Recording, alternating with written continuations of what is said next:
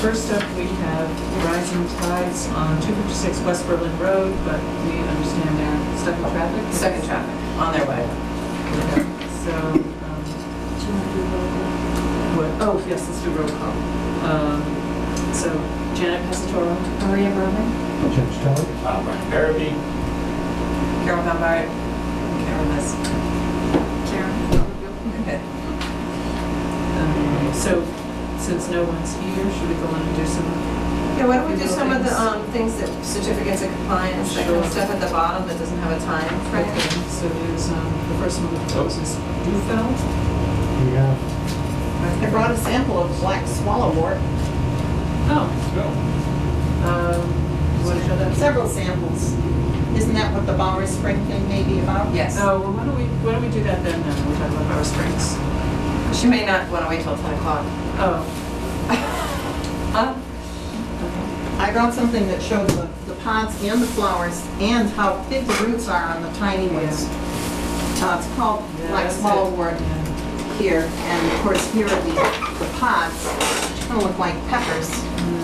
And what's really amazing is even a tiny plant has incredible roots, and I've mastered the technique to get rid of these. Okay, this is a segmented one here. You have to use a pitchfork, loosen the ground, and then gently pull them up. They won't go away if you just try to pull them, because these roots are unbelievable. And they can't generate from just a They fragment of a root? rhizomes or the pods. You want to get them out of your place. Look at this tiny one. But it needs a thick rhizome, it can't regenerate from just a tiny root, because it seems like... I don't know if they get fragmented, but it says that seeds and rhizomes make them go. So anyway, it's very handsome. It's from Yeah, southwestern Europe, I've seen brought it at over Bower Springs. because it was so beautiful. So I'm thinking all the islands at the intersections would do well with this. Nothing else could grow. Anyway, just thought you might want to see what it looks like in person. So we do have some of that at Bower Springs. Bower Springs. Only a small amount, so it does need to be attacked. And if you go to the back side of the two ponds and the causeway that's in between, it's kind of almost right across from the end of the causeway, a little bit, I think, to the right. And it's under some trees, and right now you can see it with those pods as well. It does do well in sort of partial shade, but Yeah, I would say it's probably good pretty too. shading. And I also discovered there's some at 746 at Ann Hurd's. I was looking at the pin oak tree that we planted, and there it is growing down that slope toward I'm sure Main Street. once you identify it, you're going to see it everywhere. Yeah, it's very handsome, and the dark leaves and everything. So, Okay, so we did Dufeld? Okay, that's 238 Berlin Road. Okay, so this was, For septic repair? yes, and it was, the order of conditions was issued back in 2004, and when we were doing this winter's work of going through our old files, we found that this one hadn't received a certificate of compliance, hadn't requested one. So contacted them, they've sent in the as-built. I did a site visit, actually just today, with the engineer, the owner, and the as-built information, and everything is fine, everything's stabilized, it all seems adequate, more than adequate. So I would make a recommendation to issue a certificate of compliance for Daniel Dufel, 238 Berlin Road, under both the Wetlands Bylaw and Wetlands Protection Act. It was, because it was septic repair, it might have normally been exempt from the bylaw, but it was within like 10 feet of the wetland. And so the commission did, because it had to get several variances from the Board of Health, the commission held them to the bylaw as well. I believe that was the reason. So do I have to make a motion for that, or we just? Yes, you do. Okay, so I'd like to make a motion that we sign the certificate of compliance for Dufel 238 Berlin Road for their septic repair. All in favor? Aye. So I'll pass those around. Burn through a few of these things. Well, the other guy may have to wait if other people come too.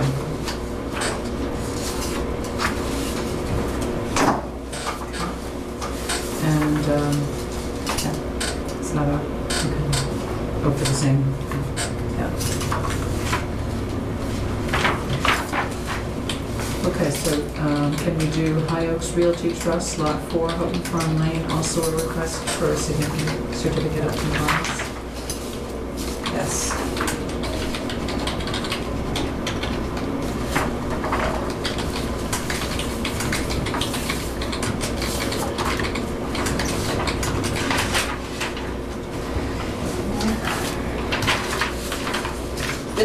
This was for new house construction at Houghton Farm subdivision. It's one of the two dwellings that have been constructed so far there. And this is the only, of the two, this is one that had needed an order of conditions. The wetland was to the side of the lot, and there was some grading in the backyard, I believe. Let's see.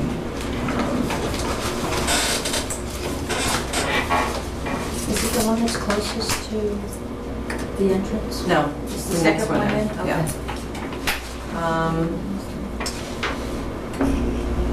So there was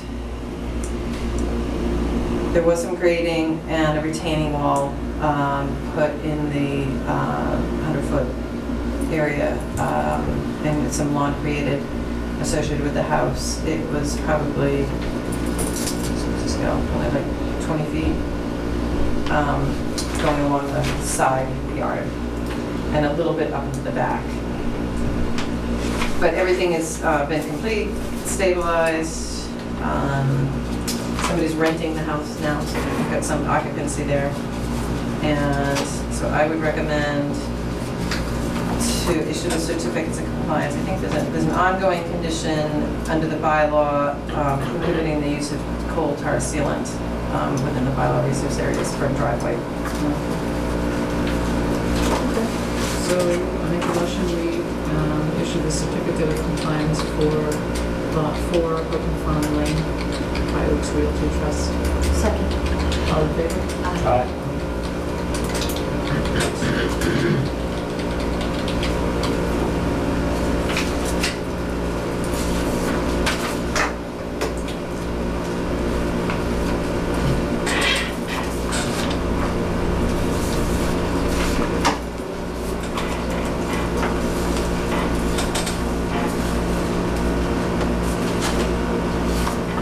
Okay, next up is one I actually remember, Mayor, 43 Powder House Road, request for the first year surety release. That was a swimming pool, an in-ground swimming pool. Correct. It's this was the mitigation plan that Yep. we're talking about? So I have visited this property as well, and Chris Mayer has also sent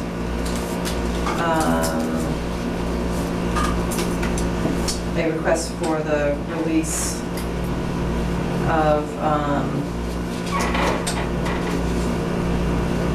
$2,063.40. The total we're holding is $4,126.80. These are pictures that he sent with his request. Some of them are a little blurry, but I did go out and field check, and everything is looking good, and in the quantities that have been agreed to. So I would recommend you vote to release the 2160. 2060. Maria's got it on the front page. Oh, sorry. Okay. 41,260. 2063.40. I'm sorry. $2,063.40. Okay, so I make a motion that we release the first year surety for Mayor, 43 Powder House Road for $2,063.40. Second. All in favor? Aye. I made it. Sorry, Emily. That's okay, we're just finishing up one quick thing, but Sure. you can come start. So I don't have anything for you to sign for that one because I didn't put a schedule of bills payable together for it, but I can put that in with your vote. Okay, all right, so you're up. Rising Tides, 256 West Berlin Road. Continuing public hearing on notice of intent.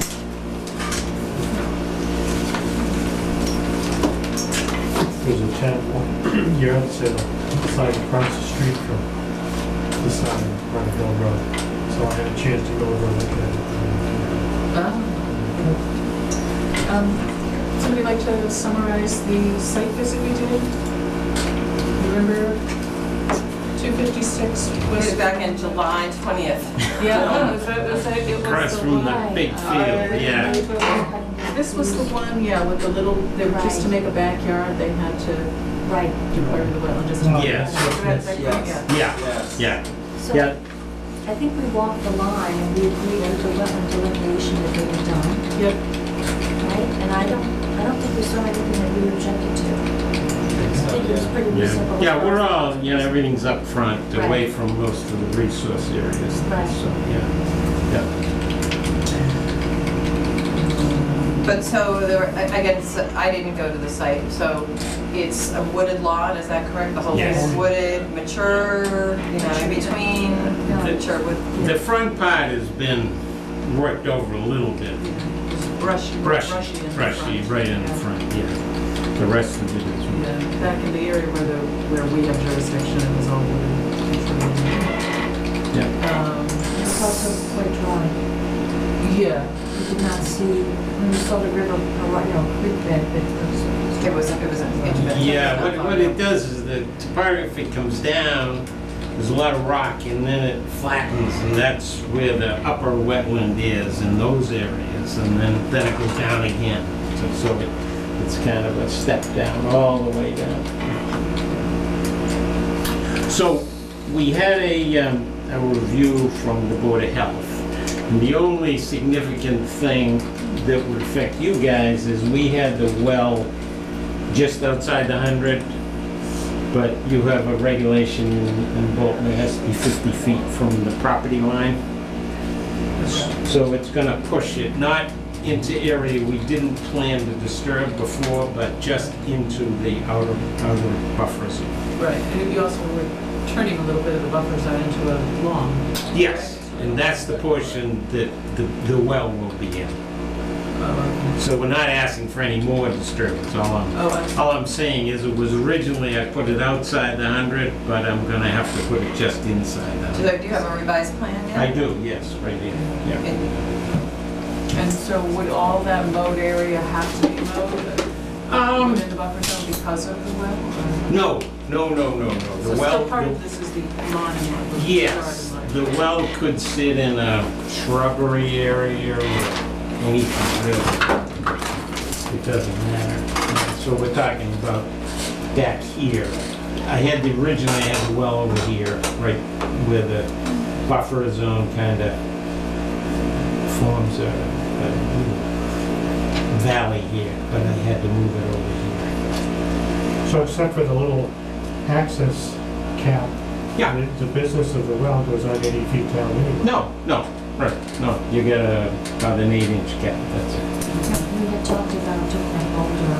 Yes, Right. yes. Where, So those, We're fine. that line is erosion control, not boulder, or is that boulder? this is erosion control. We would be happy to put boulders along that. Or bushes, whatever you prefer. Boulders are more permanent. They're easy to see. Bushes are good for establishing, particular kind of environment. Yeah. Boulders are good to mark. Yes, that's right, yeah. So I guess for the commission, just can I ask you, did you feel as though they've overcome the presumptions that they need to have a lawn, that we have to allow it? I mean, that this isn't serving the wetland protection, that they shouldn't be allowed to have it? I mean, it's a mature forested buffer zone, so. Right, I guess I'd like to have a discussion about, if there's any way to avoid it, and there may not be, and if not, avoid encroachment into the wetland, can we minimize it? And by, reducing the size of the lawn, and if not, what can you guys propose for mitigation? Well, I spoke to the owner, and, you know, we would not have an objection to putting a restriction on the rest of the property. You know, if you look at it, there's not much you could do back here. You know, maybe if you just allowed, like, a garden perhaps, or maybe if somebody had a horse and wanted to, there's a lot of horse trails around, horses around, if they wanted to drive through it. But What about a public trail? most people don't like public. Do you have public trails in town? Yes. Would this And we have connect- one across the street. Would it connect to anything? Or would it Yeah, go across anywhere? across the street. You know where the big red barn is? Yes. We have a trail system there that leads to the Five Shire Conservation Area. And we had been exploring, actually, it just sort of came up to my memory right now, but we had been exploring the possibility of a trail, I think on the other lot that's next door there. Where the house was. Yeah, with the former owner, we had been, you know, sort Oh. of talking about it. So I don't know whether, I haven't looked at the lot for the purposes, but there is a trail system that is right across the way. And I think where it was leading to was more ag land and down towards Sawyer Road, where all the Randall Road conservation land is. The problem is the other lot has all the frontage on that side. So we don't, you know, You don't have a lot of room. you can't get out to the street on this lot over there unless you go on their driveway. Are you coming in on their lot? No, but right next to it.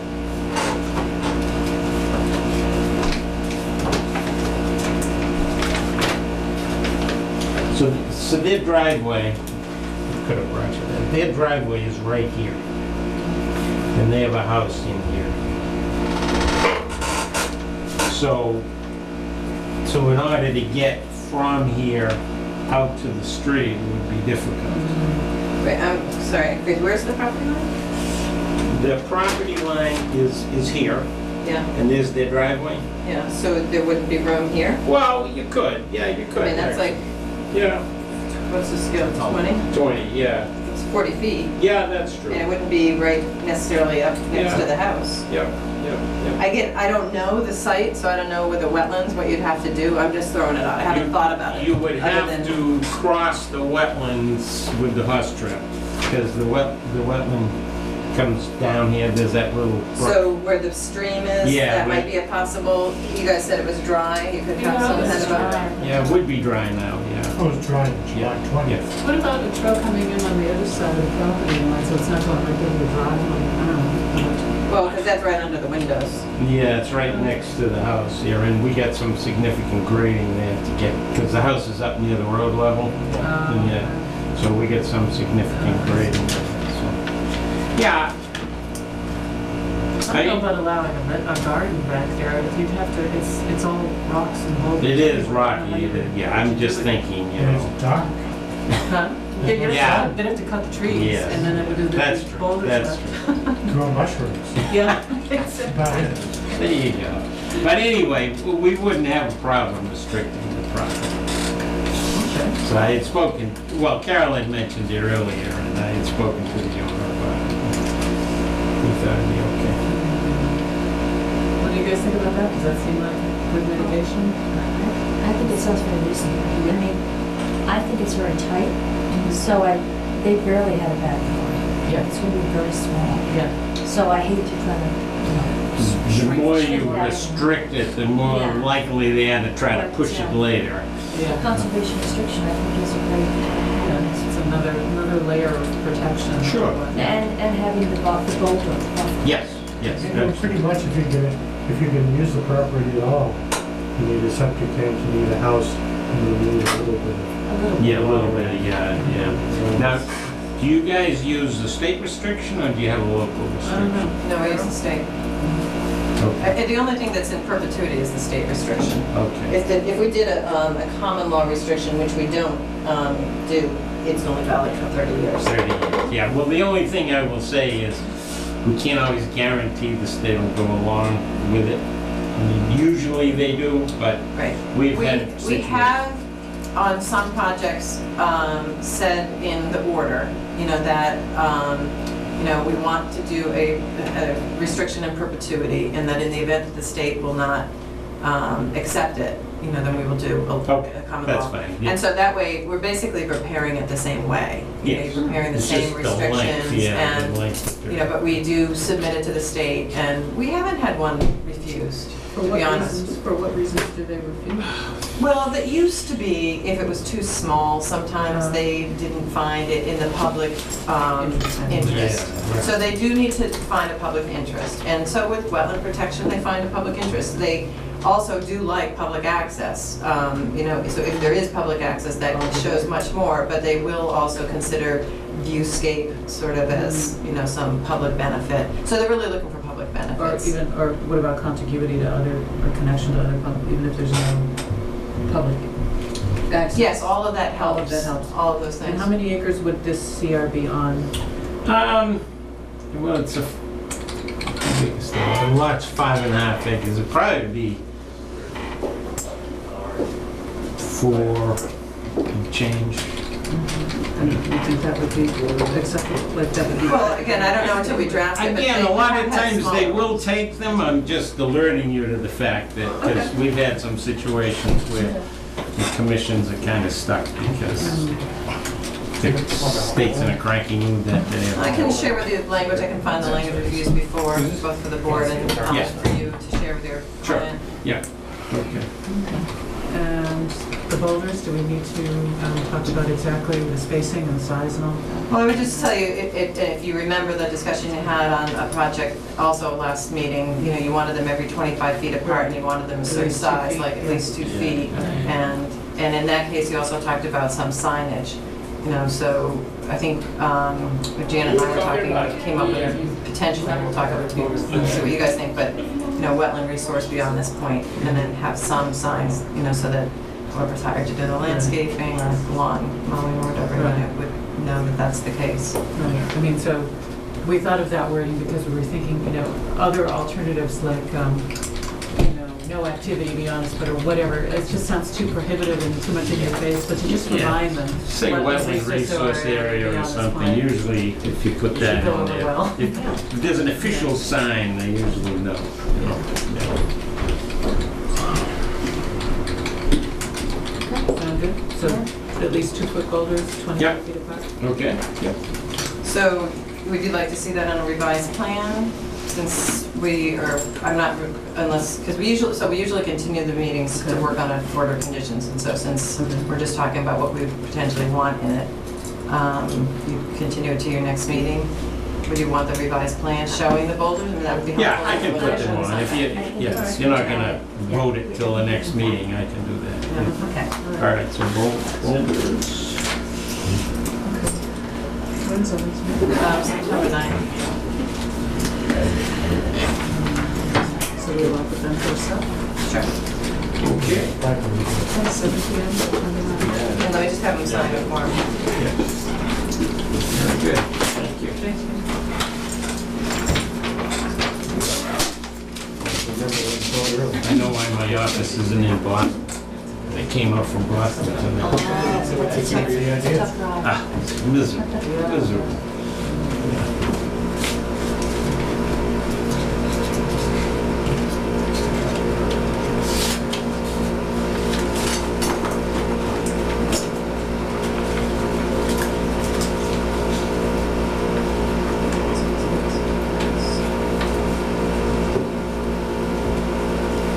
Was it the night? Yes. $9. Yeah.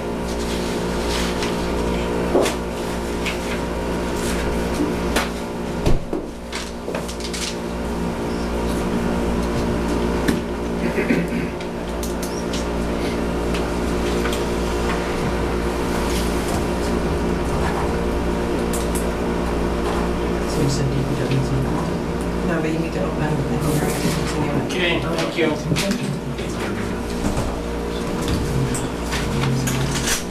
So next we have DPW is not going to be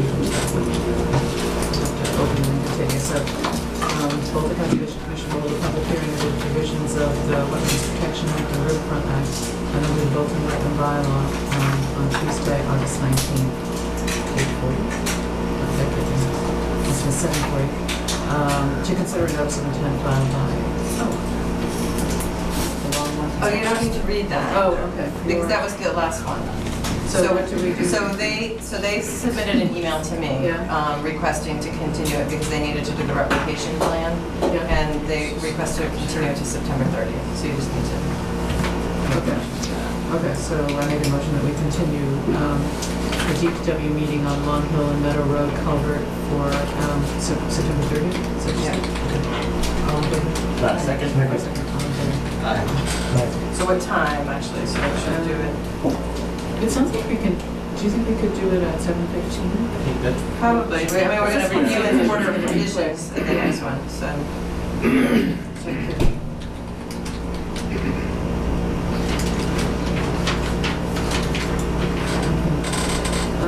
So now we're ahead of schedule, can we take this earlier or does it do?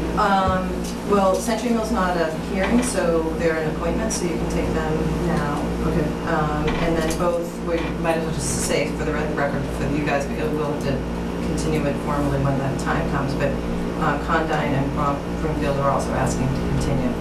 So we have a gap of time until Pace really at 8:30, unless anybody comes for Condyne or Broomfield, that we need to actually open it and continue those hearings. All right, so next up is Century Mill Estates to discuss compliance with enforcement order, update on trail easements and transfer of open space, and request for extension permit. Does anybody have a piece of paper? Looks like everybody who's here is here for this project, so we should get names. They would Okay. send a sheet of paper around to get names. Do you, Brian? I don't have one with blank on those, huh? I'll go and get one from the printer. Oh, no, Brian has it.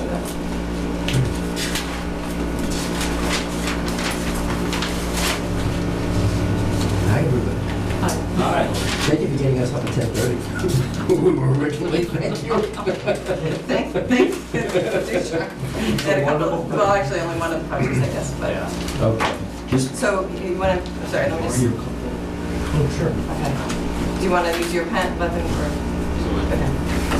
It's a real conservation. It's very good.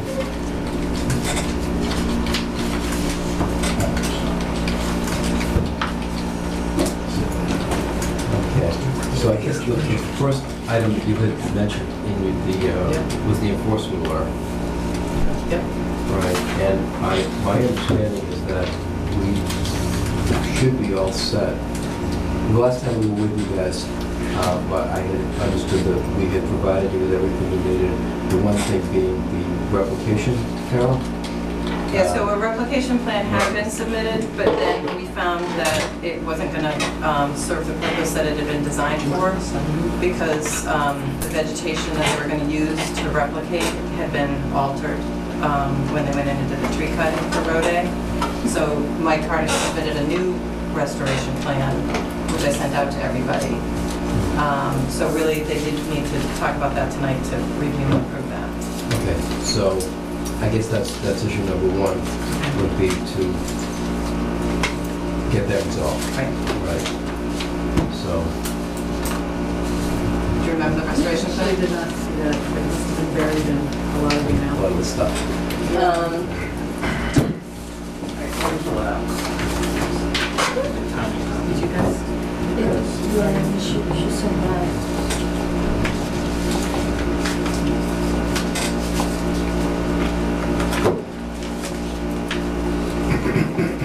So I'll send it around, but basically, they're proposing to restore with Highbush blueberry, winterberry, cinnamon fern, sphagnum moss, sweet pepper bush, and a New England wet mix. And this is all where the old cart road was that had been sort of naturalizing and then had been driven through with the equipment. So I think, you know, the plants that they proposed are plants that are in the general area anyway. And we talked about, because of the marbled salamander and the habitat area and the connection of what you know, we'd be looking between the stream as that gets restored and that wetland, because doing this vacuum loss was important.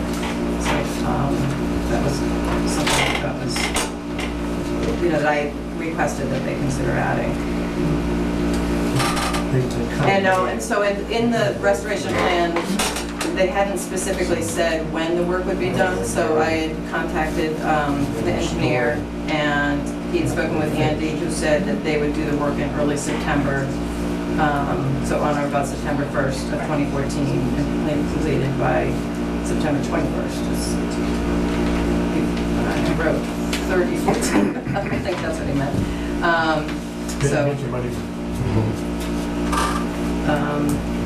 So, and then I think the only other thing with the enforcement order was that we did have a ticket that was issued, and that fine has not been paid to my knowledge. It was $2,400. Was that the $300 Yes. Yeah, I wasn't. Although, maybe the board could consider reducing it. It was on a path that was used for years and years and years. So that's And I think the initial fine was like $1,500, and then, because not want to pass the buck to my engineer, but I think it grew above that amount, because although everything had been done in the field, you didn't have the restoration plan. Right, which was supposed to have been submitted in, let's see.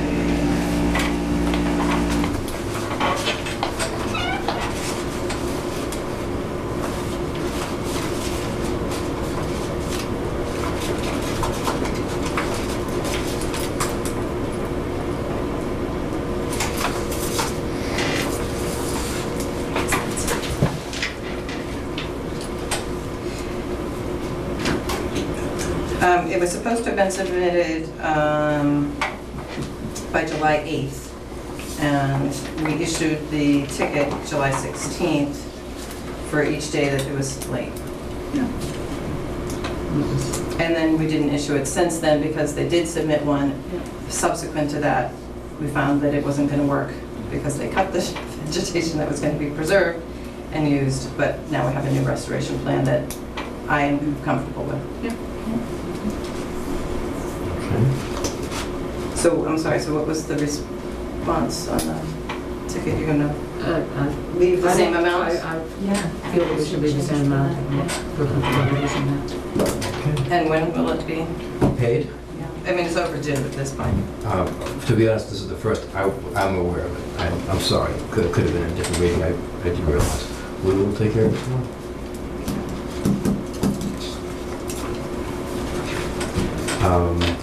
I believe the second item that we will, well, actually, before we get to that point, Carol, would it be, it seems to me that one of our goals here is to get the enforcement order lifted. Right. Okay, so, obviously we will pay that obligation to the town. I would ask that we maybe have a vote with regard to lifting that enforcement order subject to that condition. Sounds reasonable. Yeah, subject to that. Subject to the payment, obviously we'll pay the fine. So yeah, I would ask if we could have just a vote of the commission on that issue. That would be very helpful. Okay, so I make a motion to lift the enforcement order from Century Mill Estates, provided that the fine of $2,400 is paid tomorrow. Okay. Second. All in favor? Thank you. I'm sorry, who's second? I did. Okay, so, The second issue was the open space. yeah. Yeah, where that stands now, there really hasn't been any change recently. The town council and I had worked up the documents, the easements and the open space deeds and all that other stuff, plus we have a new plan to be recorded, which is what Judy Pickett had asked for. That's ready to go. The easement has been provided to the state for approval. because a portion of it goes through the wellhead protection. Zone 1. The Zone 1, thank you. The Zone 1 protection up on the top of the big circle, where the conservation restriction that said nobody could ever go through. So is getting state approval for that easement language. That hasn't come back yet. Once that comes back, what's then going to happen is the Bolton Conservation Trust is ultimately going to end up taking title to the property. They want an up-to-date baseline report. Okay, we've talked about the baseline report a little bit over the years, but they don't want it done until they're ready to accept the deed. They want it done kind of at the same time. So Brandon's going to take care of that, but that's not going to get done until we get the state approval for the easement.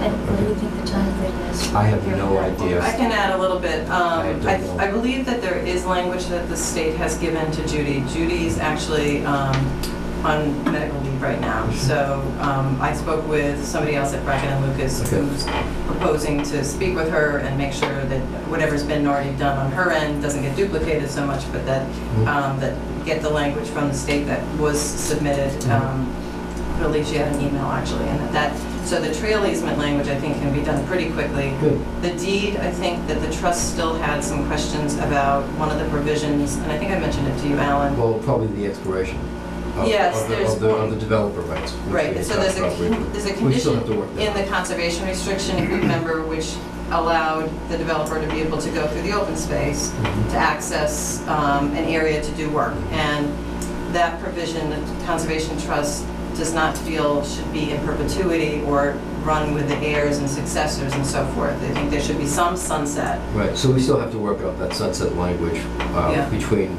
the developer and the Conservation Trust. It shouldn't be a huge impediment. And that can certainly be done during the time frame when Brandon's working on the baseline report. Once Yeah, we're and ready it's to go. really, their intention is not to have it when there's still work, being done by the developer, but when the town's looking to accept the roads, or Way down. when, Only Yeah, matters this- when you're done. Pardon me? It only matters when you're done traversing it anyway. Right. Well, may I add? Please. You can stop here too if you want. Well, I, first of all, I just want to make certain that the commission understands that all of these changes that are being made to the open space, the conservation restriction, the easements, and so forth, are accommodations that we, that me, the owner of the land that was giving it to the town, is accommodating the commission, because after all the documents were done by me, the conservation restriction, that I think took me 2 years to get done, and approved and signed by this commission, the Board of Selectmen in the town, Planning Board, Secretary of Environmental Affairs for the state, Natural Heritage. The things that are currently being done are not being done for me, they're being done for you. So, for example, my attorney working on this, my engineers working on it, it's all gratis that we're doing for the commission. This is not something that we need at all. I just want to make sure. Do you know that? And for the town, because there were Yeah. certain issues that Are you were raised are you- after the conservation restriction You are aware. was So, it does bother me somewhat that we go from one subject where I say, geez, do you have to find me $2,400? And then we go to the next subject, and I'm spending money to accommodate things that you want, and in any event. But I just wanted to make sure that's true. Now, with respect to specifically what you were talking about a moment ago, which is our right in perpetuity to go on to the open space, one of the provisions in the conservation restriction is a protection for the residents of the neighborhood.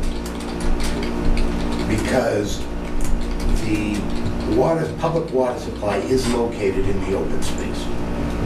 And in the conservation restriction, which was already approved, if, God forbid, there was a problem with the wells where they are, the conservation restriction gives us the right to relocate those wells elsewhere.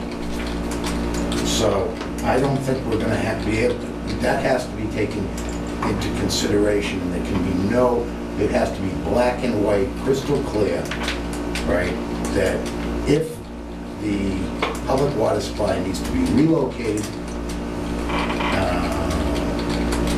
in the land that I'm giving to the town, that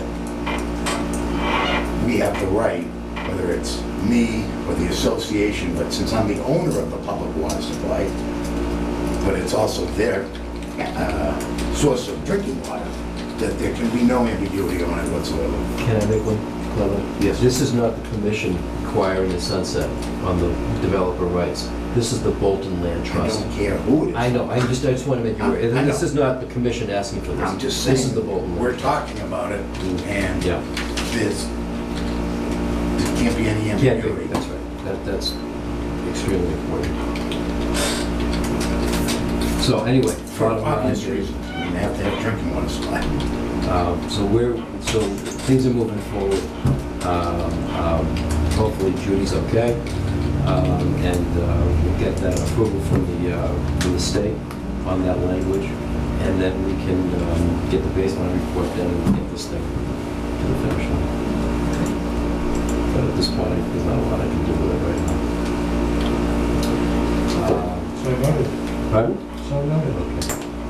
Yeah, the one other thing that we can do, just, and it's not critical like tomorrow or anything, but we still want to get staked the trail easement that comes out to Century Mill Road, so we could walk that section.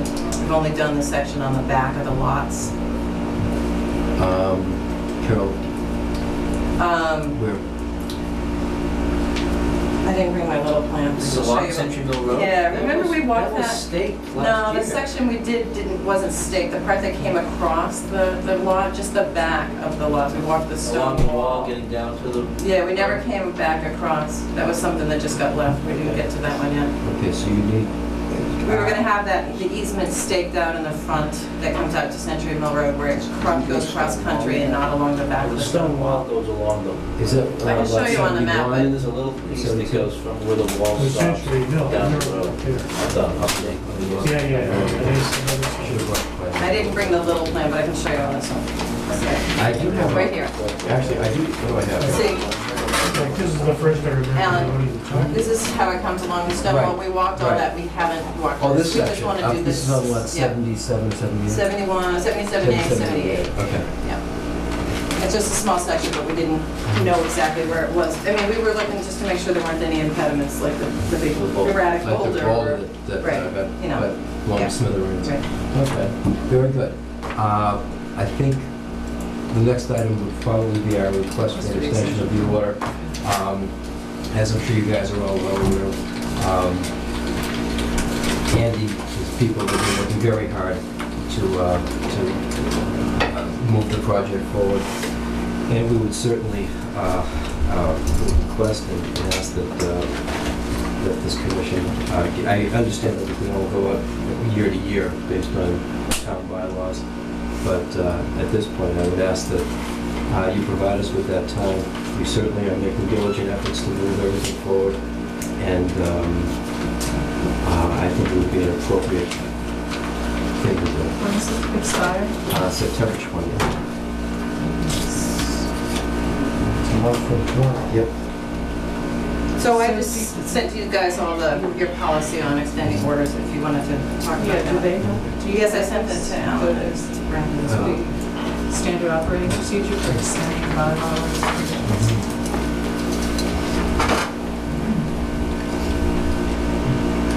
So you have to show good cause for the extension. No likely significant or cumulative adverse It's this effect section right here. on the facility. I thought it was staked. Address whether or not there are changes in the wetland delineation? I believe that Brandon addressed these issues. So yeah, the letter that we submitted here formally, the written request. Tonight, I just got it. identified- Oh, all right. So we're presenting this tonight. So basically, knowing some of the concerns to do with basic, I think it's sentence. I went out and looked at vegetation, hydrology, soils all along the existing wetland line and confirmed that the line is accurate as delineated.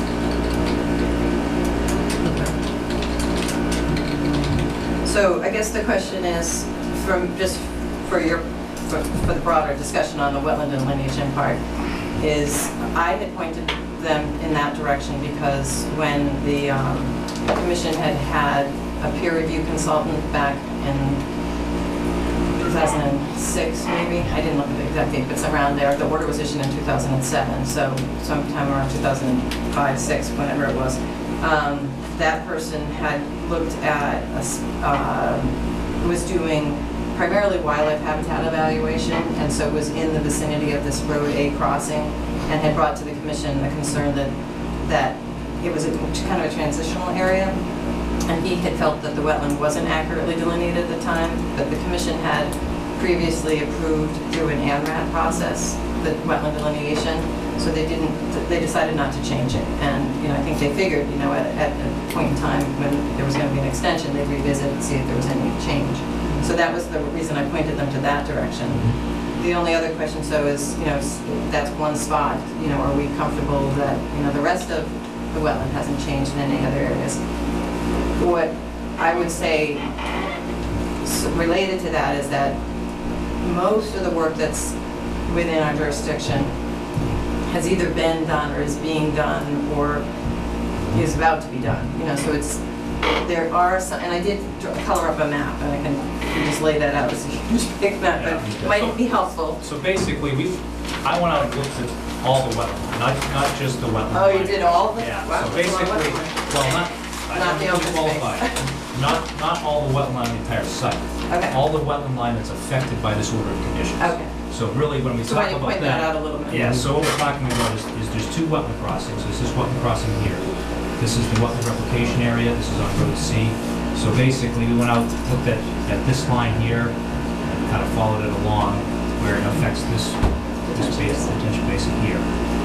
This detention basin is already in, and we basically submitted reports talking about mitigation planting. So we didn't look at any of these wetlands up in here. Yeah, and can I just say, so Yeah. I wrote down where the building lots have already been, where houses are already either under construction or have been approved for building lots. So those lots, like all along this section, are either already constructed as well. So that's, So the other key area that is incorporated with this order of conditions is this second wetland crossing here where it comes in off the Century Hill. Again, this detention basin, as you can see, goes into the buffer zone here. So really, I kind of started down here and went along this line up in here. I kind of looked at both sides. and that side right there where you're just pointing is kind of that transition area that the other consultant had. Yeah, kind of in this area, you can tell by the topo, kind of the way the wetland line looks. And there's, facultative species that kind of carry out, but when you look at the soils, it's very clear that it's upland soils. Again, Did you do a transect or anything? yeah, well, I basically did corings, as many of the existing flags that we could find, kind of. As you get into this area, there's an existing stone wall, so there's enough site features that you can tell where you are. I just went right along the line. Yeah. The other area, there's a basin here which is just outside, but again, I just kind of looked at this area up in here, and this area kind of along where the buffer zone extends into the existing road. So, the other thing, just cause and why is basically all this work has been started, and it's exposed and continuing to work as we speak. So really, the importance to get this continued is to not leave it in this state where it's all open and exposed. We want to continue working, but in order to do that, order of conditions needs to be extended. I think that's why we wanted to have this time of year, is because this is the best time of year to do it. And it's the best time of year to finish it, too.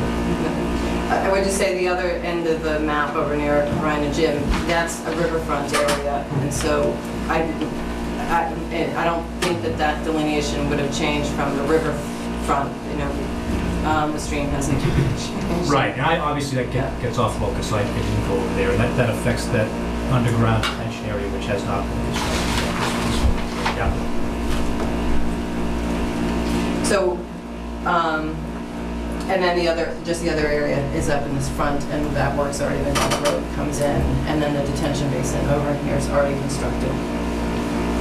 So really, we focused on basically what's under construction now and what we're looking at the extension for. Okay, so I'm not seeing any reason to question the delineation now. I mean, is it- Well, did your report, I didn't really get to read your report, does your report give sufficient backup to that, I guess?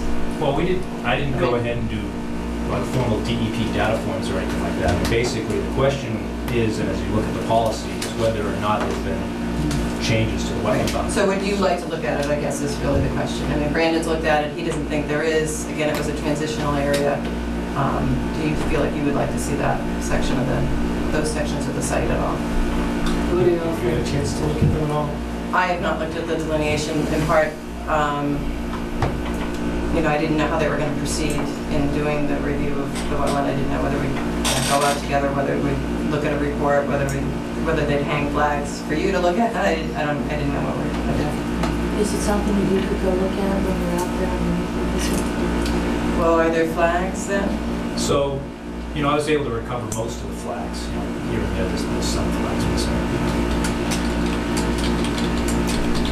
When does the existing order expire? On the 20th. September 20th. We have one meeting between now and when the board would expire. Here's our concern. Obviously, we have a lot of things going on out there, and I think it's in everyone's best interest, not only us, but the board's best interest to complete this work.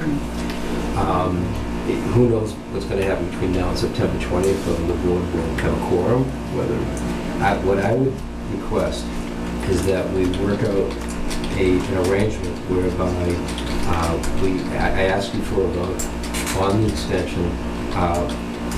If you need Carol to review the line, great. Happy to have her up there. If obviously you need as a condition the $2,400 paid, we understand that. But I would ask this commission to move this process forward so that we're not in a position, come 4 weeks from now, of having this enormous project shut down over. Can we go through a few of the other things that are in the policy Yeah. too, before we get By to all the means. Yeah, so Carol and I were talking earlier today, and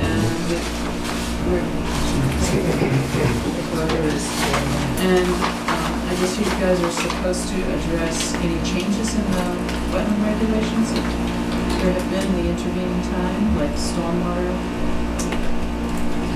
management. What's this?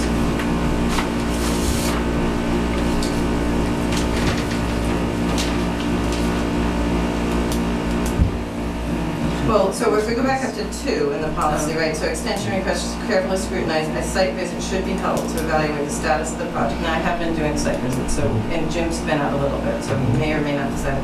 Changes in the wetland delineation compliance with the order. So just in terms of compliance with the order, I would just like to say a word on that part too. You know, I think it was in July that we agreed that we would have Fred Hanway go out and look at the site in addition to the weekly site visits that I could spend the time on. And so he's been putting together reports, and but the one thing I would like to just say is that there's some things that he's put in the reports that, you know, he keeps putting in because they're not getting addressed over time. Some of them potentially have impact to the commission's interests, you know, work near the culverts. And some of them are completely, you know, up gradient and outside of the road, you know, on other parts of the road. And so I would also just like to say that, you know, the town planner has requested, and probably at the last 2 site visits, for probably the last couple of weeks, maybe even 3 weeks ago, to have a schedule for when those things are going to be complied with. And so I think that that would be another appropriate thing, that in terms of compliance with the order, you know, that the schedule of how things are being done and compliance with what our consultant is finding, you know, gets updated as to when they are going to be doing those things, so that we have it on the table that, you know, that if there's silt adjacent to the erosion control, it is going to come out so that before they backfill or something like that. So I haven't sent you guys copies of all of his reports, which I would be happy to do, and I have a couple of them. How often does it generate?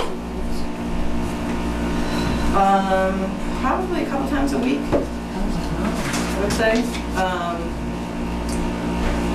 So at road crossing C, he has in his report that, and this is from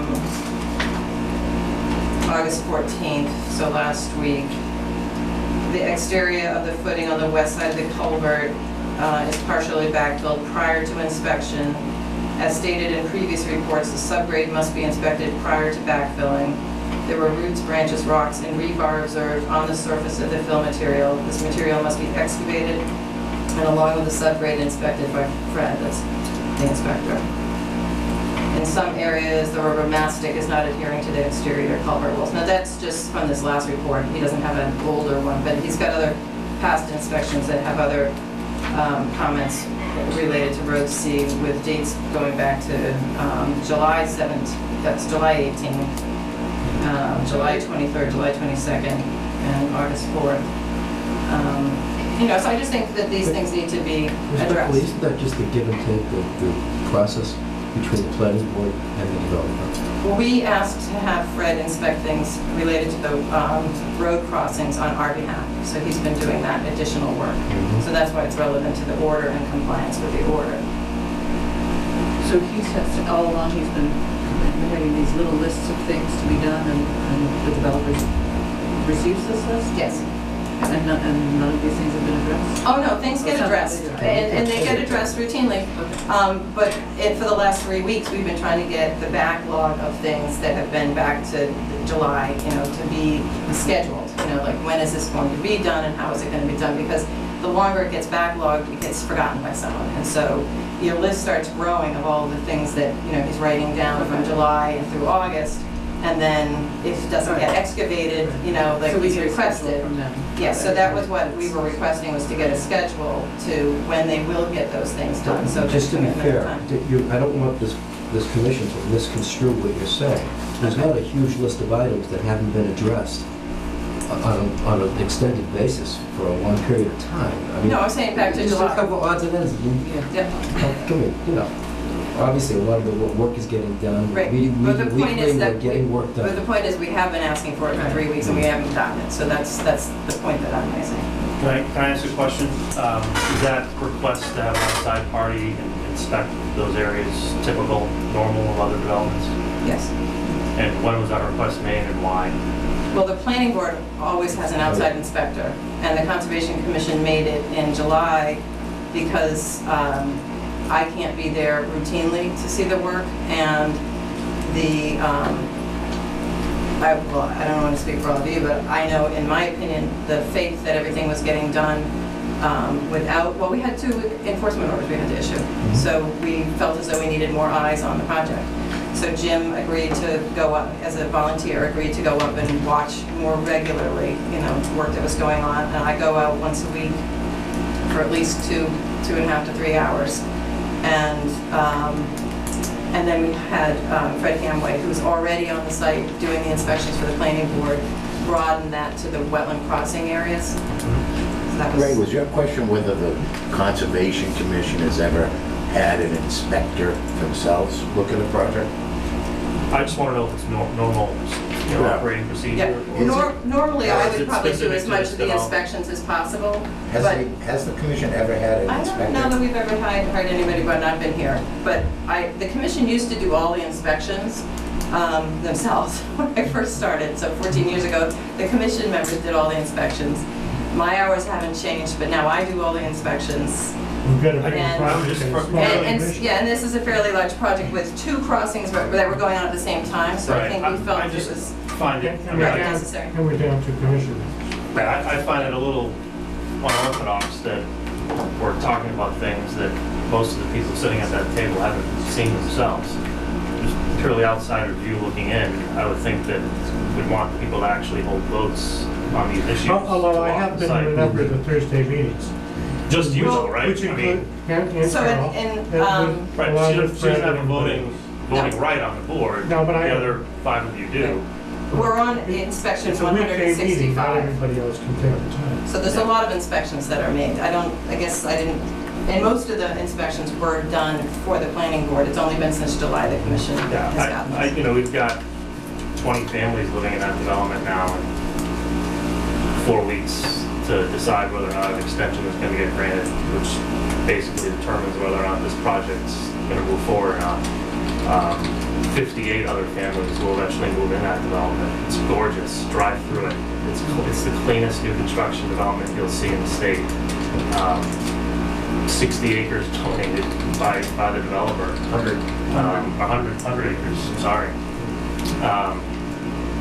You know, we gathered here tonight in support of the developer to try and move this forward, and it seems as though we're looking for reasons to not approve it as opposed to looking for reasons to approve it.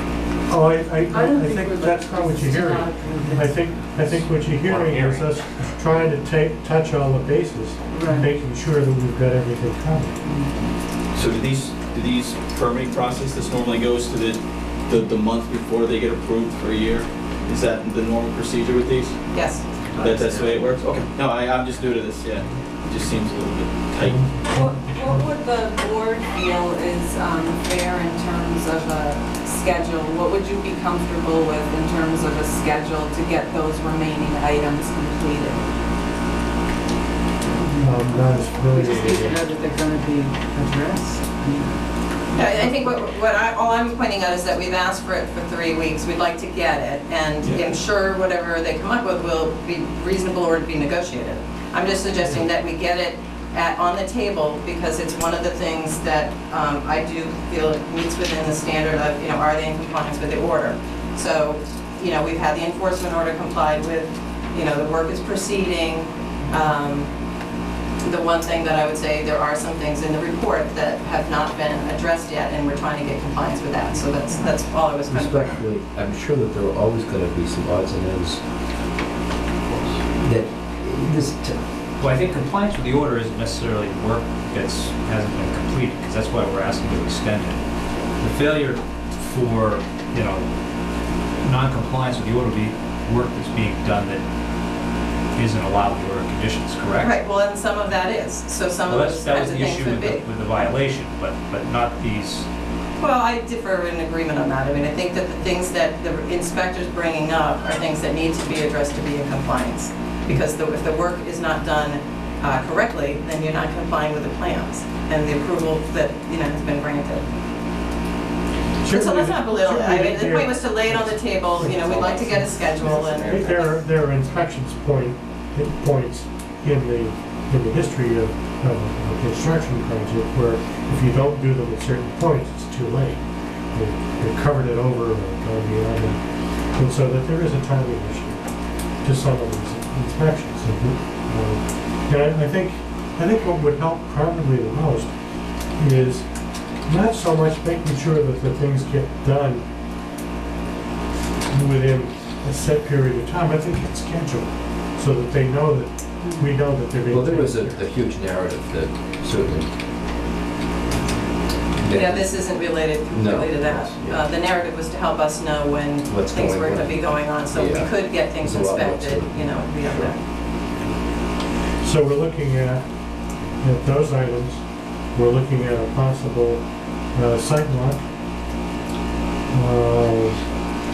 You also have in here, you know, whether you feel as though you want to see any as-built information. So at this point, you know, we've got the detention basins that have already been, I don't know if we've received any as-bills on the detention basins. Did we get those? I don't know if They the submitted commission got them. as-bills previously. Yeah. I'm not sure, I have to look back on it, but anyway, that's something that you have in here on the policy.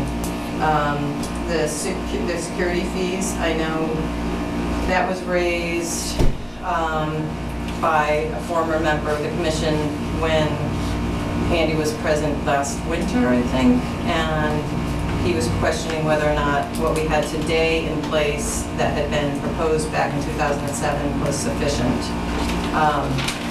I know it's a large amount of money, and I don't have any way of helping to calculate that. I think if you wanted something on that, they would need to provide some background in terms of costs and, how they came up with that and whether it's still relevant, sort of like. I would assert that that is not a fair approach to that issue at this stage of the game. I'm just saying it's in the policy, so I'm not sure. I understand, but that was a lot of money, and it's been, The town is holding approximately $500,000 in cash. I'll tell you what I'm afraid of. Is that if we don't grant them an extension, that the work won't be completed, that the physical properties of the land will be left unfinished for a long period of time and will degrade. So that by the time we get a reevaluation, we'll then find that we do have to make a much bigger job of work to reclaim the areas that have eroded in the meantime. But Jim, I don't think Which anybody's will talking even- about not granting them the extension, we're just Okay. talking about the things that need to be done. We have For that to 4 happen. weeks though in order to which to do them. Some We people want to make are. sure that the request. Some people are. We are. As part of the bylaws too, we can do short-term extensions on it too. If we decide we need more than 30 days to discuss because we have issues going back and forth, we can add smaller extensions to it. It's not an all or nothing by set date. But Right, and yeah, that's- that's probably where a site walk might be valuable. It's more than a short period of time But for work to be if done. the issues are being addressed, and it looks like, I think that is what we were discussing prior to this, then, as long as that is not, changing, then what is the harm in providing the appropriate extension of the year? Right, but what we're saying is that this is the policy, we're asking for them to provide the information. Right. So that's what we're trying to get to, is what we want for information. So if to he be delivers a submitted. schedule within Yeah. 24 hours, would you then retroactively issue him the extension within 24 hours and all this goes away? But we're not at that point yet. Well, there's the agenda, there's a sidewalk. What is it gonna take you to get to that point? There's Well, address it. probably continuing through the list is probably the best thing, right? Right, there's no conspiracy going on here. We don't want the development to stop. You don't need to worry about that. We just need to follow this standard operating procedure and address all the items and make sure they address them Can I say something? appropriately. Yes. What I'm going to say is really important. And I'm not sure you understand the ramifications of waiting until 4 weeks and what the effect that has 4 weeks before the permit expires. But let me explain to you what the ramifications have been to me so far. I've had expended several $100,000, right, that I did not need to. Hundreds of thousands of dollars. Why did I do that? My permit expires in 30 days, and if you decided not to extend it, I would lose $6 million in value. Wait. If I change my No vote one's talking to about save you $6 million, I would be in big trouble. What? If I voted in such a way to save you $6 million, I would be in big trouble. No, think I that's just, the issue, I though. just I think, think I just the don't issue's think that you it's very realize the pressure you're putting somebody under. Okay, so well, So why don't we just And I address wasn't what's done on the piece of speaking. paper Because and one get of it the done? things on here, Janet, is, Excuse me, I think I had the floor. I was one of the recognized, things is and just, I think I had the floor. I know, I just want to get to this one, and I'm not even going to say anything more about it, but is for good cause. So the permit's been valid for 7 years, and part of the discussion is, also in here is, what is the good cause? 7 years' time, why are we at a month before he feels like it's going to expire, and if we're not finished with the project after 7 years? Has Bolton done a development that's 78 homes before? And does the board understand how long that takes to happen? 7 years reasonable? Is it twice be that? Is fair. it 3 First of all, times that? I'm just saying that's one of the points in here. Can I address that Excuse me. issue for just a Who's the moment? chairman? And Andy wants to. Who's the chairman? Yeah. Who's the chairman? Whatever you want to Andy. I'm addressing the chairman. I was not done speaking. I was recognized and I was allowed to speak. And I don't think it's appropriate in a public forum to cut somebody off midstream. So I'd like to continue. Thank you. So can you just say so long as it's relevant? Okay, yeah, so long as it's relevant to what we're talking about here. Well, So, based on the reception that I'm getting to my comments, I'm going to change my opening statement and say, it's not that you don't realize the ramifications to me. You don't care. Because if you don't even let me finish a statement when I'm talking to you about putting me at risk for millions of dollars, and you cut me off while I'm trying to explain to you what that feels like, it's not that you're not aware, or maybe you're not aware, but it's also that you don't care. And that's really troublesome to me. I've worked really hard my whole life. I've spent 14 years on this project to date. And I'm sorry if I'm boring you. no, it's not boring, Andy, I just don't, I'm sorry, it's not relevant. If you want to get this extension, why don't we address what's on the list and do it? Well, because... Andy, I think she's willing to work with you. Yes. Okay. Let's go through this. Yeah, Okay, let them finish their Because list. waiting till the last 30 No, days... Let's get it done. Andy, We please. are requesting. Yes, let her finish the list. Where are we at? So we need the schedule of items addressed. We need some evaluation of the security fees to determine if it's adequate for the project. And that's it, right? Well, Is there any- is there an expired bylaw in the OOC? I guess that's technically true. I didn't think there was. Expired what? If there's an expired bylaw within the original order of conditions. Oh, you mean I've changed the bylaw? Yeah, if there's any changes to the bylaws since they were issued. I'm just going down. I honestly haven't gone through the Well, that's bylaw. fine. There have been amendments made to the bylaw. I don't know how they would affect. Do you know if this project, when it was designed, you didn't design it, but do you know whether the stormwater regulations were addressed to the standards that we have today? The order of 2007, condition when based they on issued the order. But the order of condition is rather than the bylaw. It's all below the change. I don't know if this is necessarily. Maria, I'm Jeff. I think the term of changes in the law that have taken place since the order was issued. No, it's looking at, if the whole thing is when addressing whether or not to extend it, one of the things she's supposed to look at is have any of the bylaws changed? So, From the original, and the basic question is the stormwater management. Right. That's the one, that overarching one, there might be smaller. and I would ones. say at least on Road C, that culvert's already in. So I don't Right. think we would look to change that. Road A is you maybe already ordered the culvert, right? I think he's already ordered the It's, culvert. right. So I don't know that we could change that. That may or may not be the only thing that has changed. And Brandon was just trying to think it through whether or not any of the changes would be relevant necessarily to the way we would look at the attenuation or how it was calculated or whatever.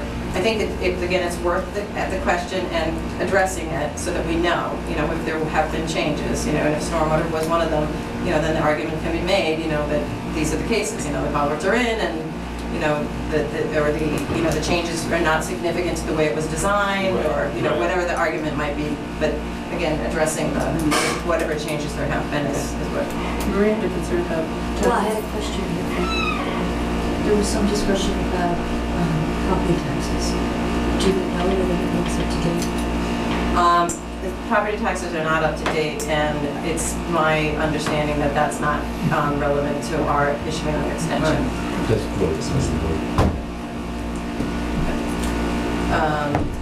So we talked about checking the wetland delineation that we can pass and possibly contingent upon you looking at it. I can find time this week to go out there and look too.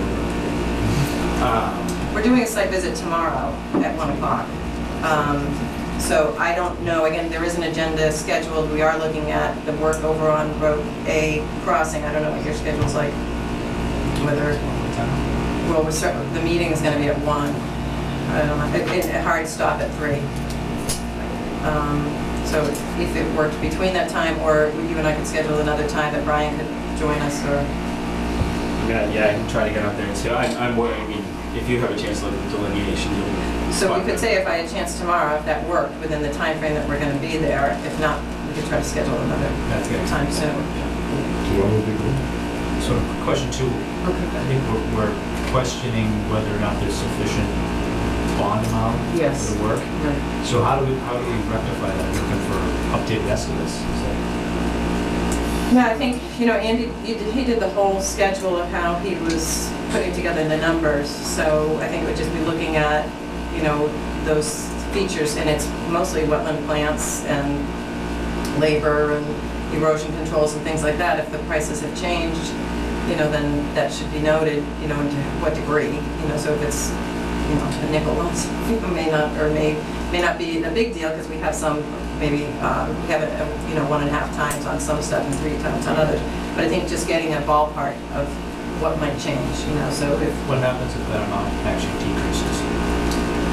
I don't know, I guess we'd have to address it then. I was gonna say, are there parts of the project that are now completed that we haven't released the money on yet?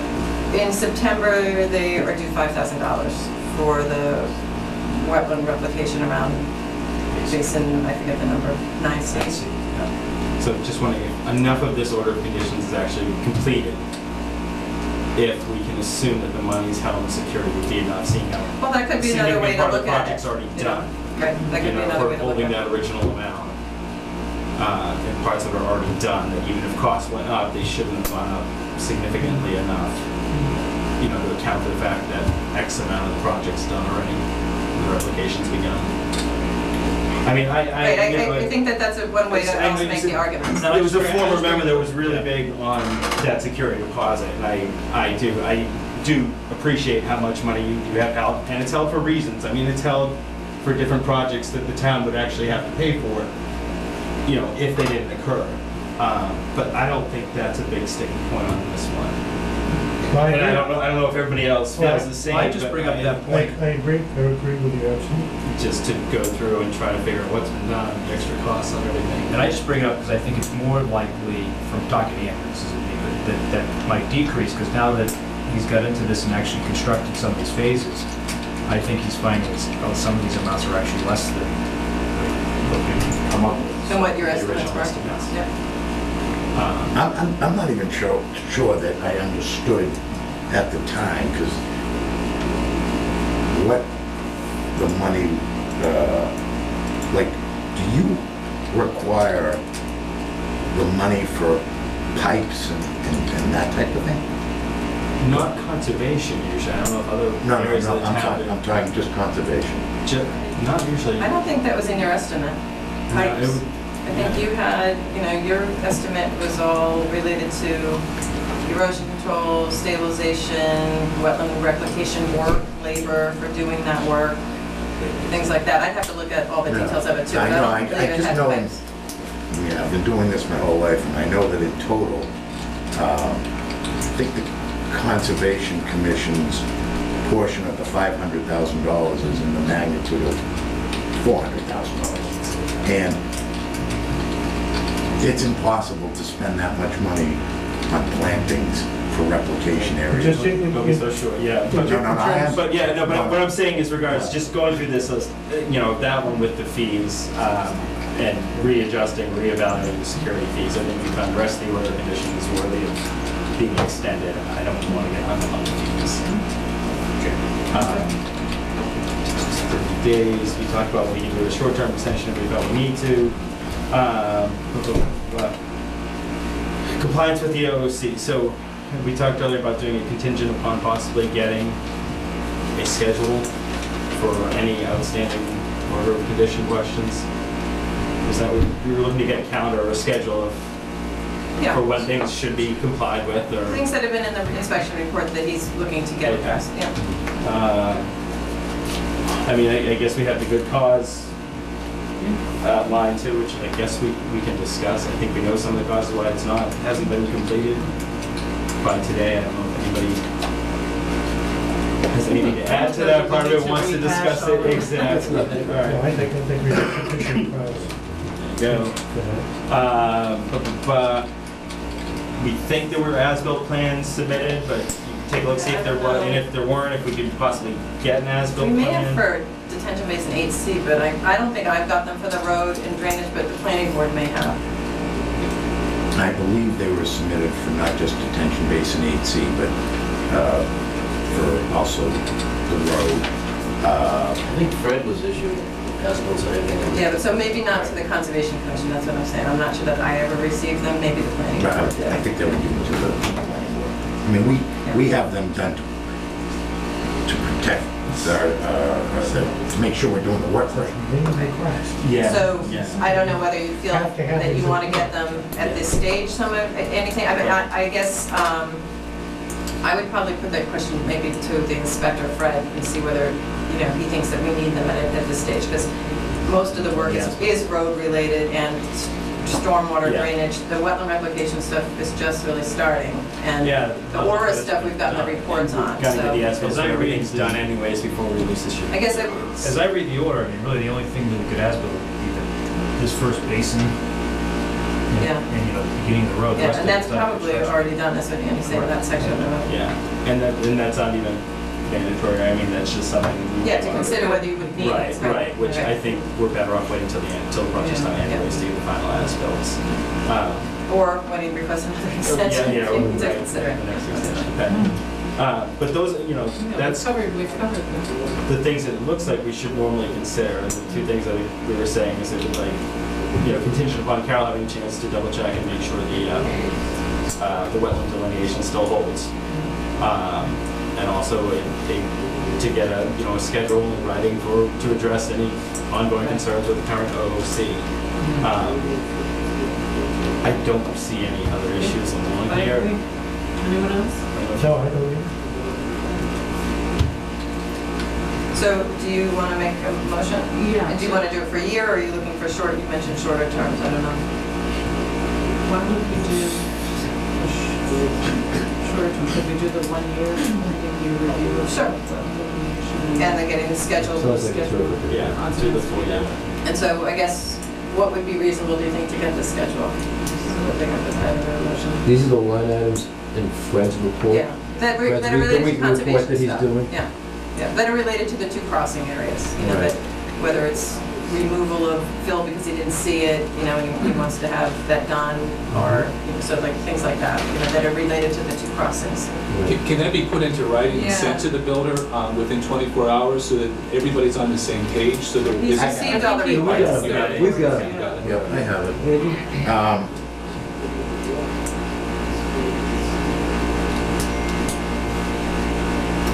I can put together a schedule tomorrow.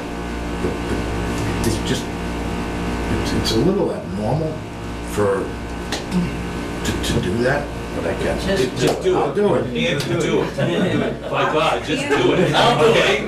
I'll fill it out for you. I'll do it for you, okay? I'll come over tomorrow and do it. Just do Let's it. get the meeting, you're having a site meeting tomorrow, let's say the next day. Is that what that Nike thing means? Let's say by the end of the week. It is. All right. When you Okay, walk in so- Monday morning.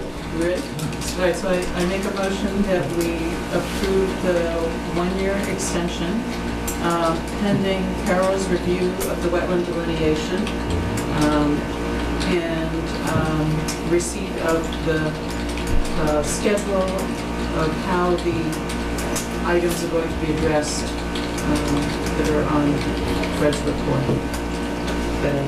By the end of the week, all of the items, so we don't get into Second? all of the items that are related to the Conservation Commission. Second? All in favor? Aye. Okay, you Thank need you. to sign it. So, hold on.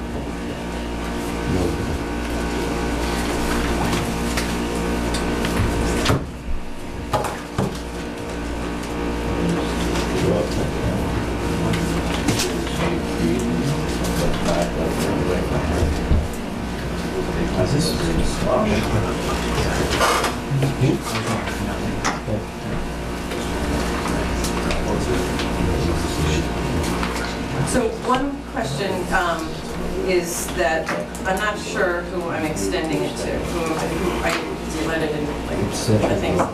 So I have written what I had in the enforcement of Century Mill Limited Partnership in advance of care of Attorney Township That should do it.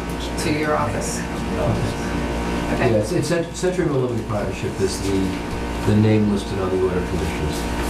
Okay. So we should keep that consistent. That's why What's that? Yeah, that's why I put that. Yeah, Century Lane. I hadn't read the letter. And on behalf of the residents of the development, we appreciate your time greatly. Actually, while we have a second, I'll say to the residents too, you mentioned there's 50 new families over there. I'm new to town too, relatively. We got here about 2 years ago. Conservation Commission is hurting for members. You basically just need to apply if you want to be on it. It's a volunteer position, there's no pay, it's a lot of hours, you do a lot of things. Everybody's angry with you all the time. We're really not, we're really not. No, I know. We appreciate what you guys do. We do need volunteers, badly need volunteers. It seems like a lot of fun, but Yeah, it's all sorts of fun. maybe not. We would have a conflict of interest right now on this topic. Yeah, a lot of it is technical. It takes a couple of years to really, really get a good feeling. No, it doesn't. You figured out right away. It's fun. Learning by fire. Yeah, literally. But you get you get a great feeling for everything that's going on. Get there. If we can get down to that section, we'll see. You're going to do a walk with Brandon tomorrow?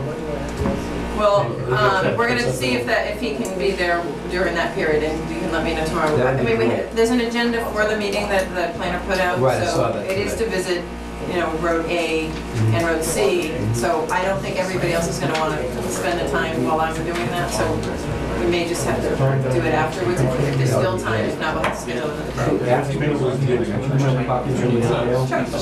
Just, because if it's something you're dissatisfied with, obviously I want to know about it. So you have it. Okay, that'd be great. Thank you.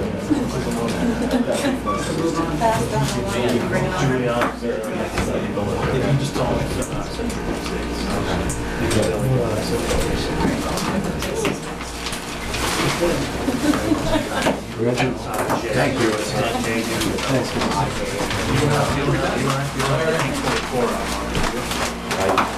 Thank you all very much again.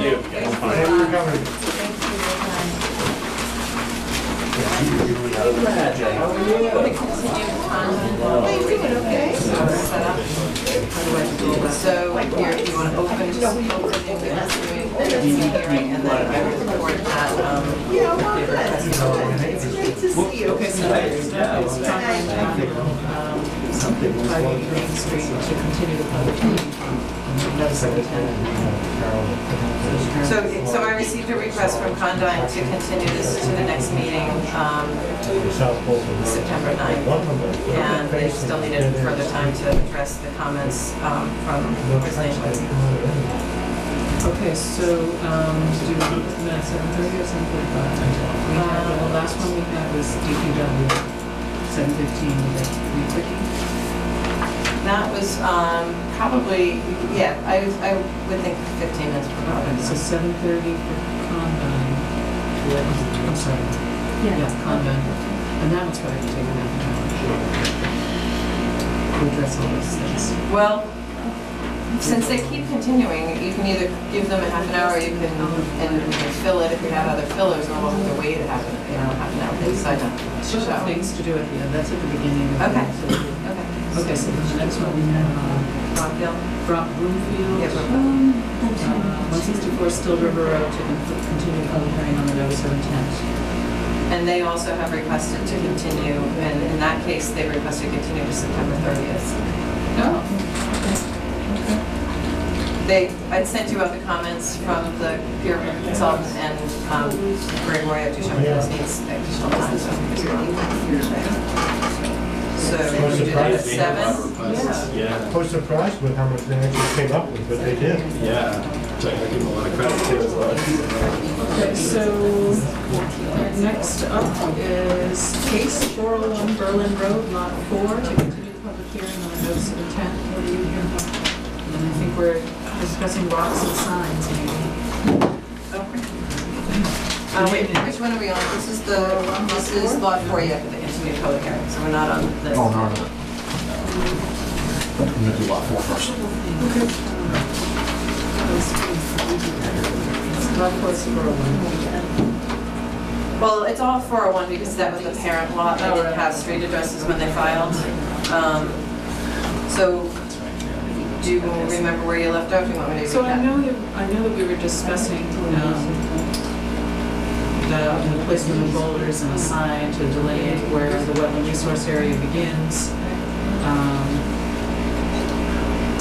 I thought, I don't remember what else. Okay, well, I drafted an order based on the discussions, but I only got it done today, so I didn't get it up to you guys in advance, but I could go through some of the major points for discussion and see if we could enclose it an issue, whether we're ready.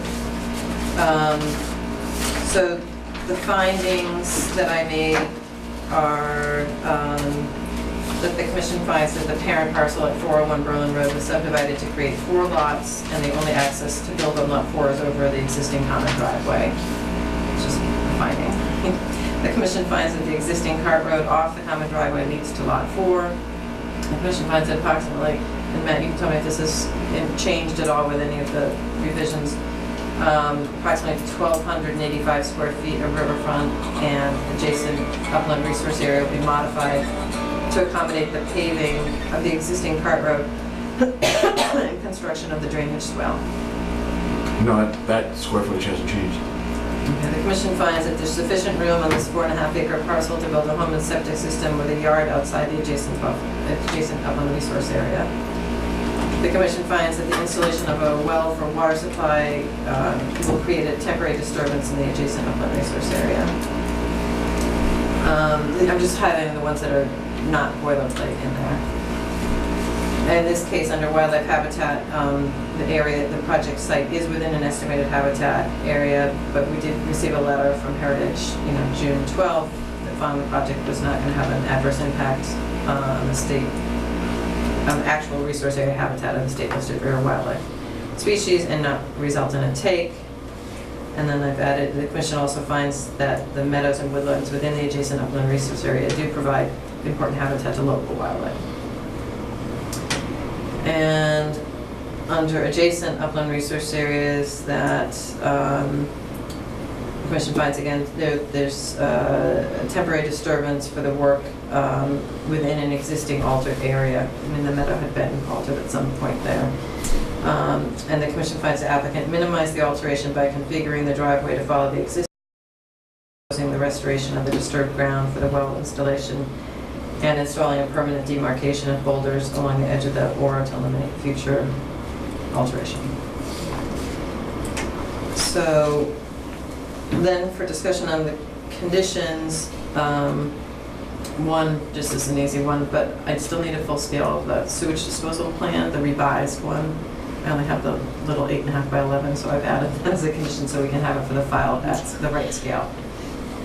And then we did not get any estimates for costs associated with the installation and construction of the well and the driveway and the drainage swale, which are in resource areas. So I didn't know whether you wanted to include that as for surety, which normally would be the 1.5 times. And then, and the permanent demarcation with the boulders and signage. And then we also have the surety, typically, again, for the restoration of the area that's going to be disturbed, which would be probably a meadow mix over the well area, unless you want something different, but you probably want it to match the existing conditions. So I don't know, do you want surety for that section of those items of work? Which would be normal, what you've done. So since we don't have an estimate, we'd have to have it, that's something that they'd submit for your review and approval before the work was done.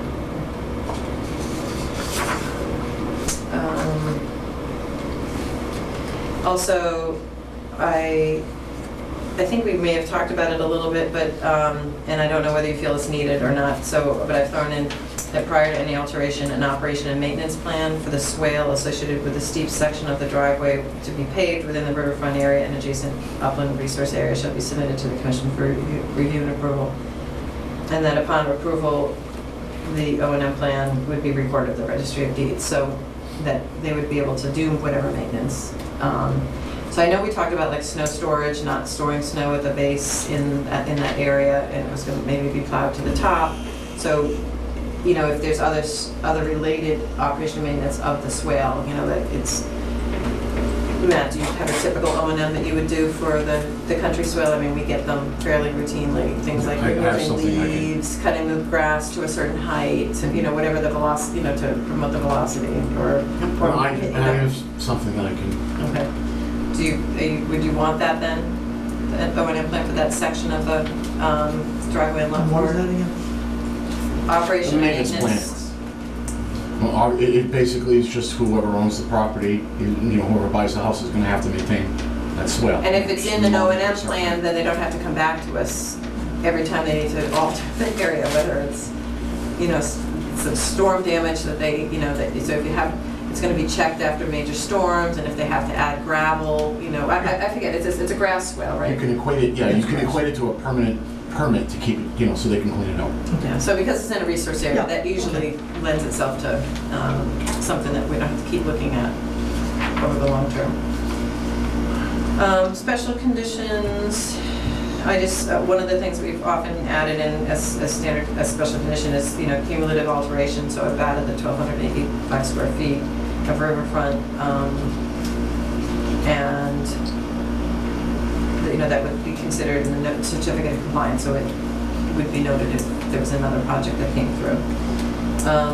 The area disturbed for the installation of the water line and well shall be restored, and I suggest, you know, with a meadow mix or another seed mix to match existing conditions. It is meadow mix, I mean, it is meadow in that area. Do you think that you need any special approval from Natural Heritage on the mix there? Well, I'll ask Brent if he's going to want the fescue mix for that area too.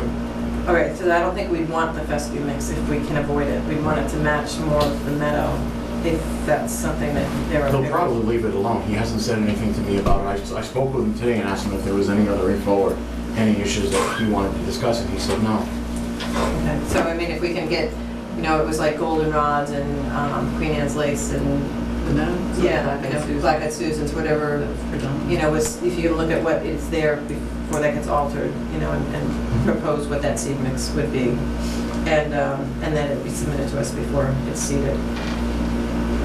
So then getting to the point you talked about, as far as demarcating, I've written in, so the limit of the 100-foot buffer zone locally known as, it's shown as buffer zone on the plans, and then I put in locally known as adjacent upland resource area, shown on the sewage disposal system plan dated 6/25/14, shall be demarcated with boulders not less than 2 feet in any dimension and shall be placed every 25 feet, starting at the northern property line just below the proposed driveway.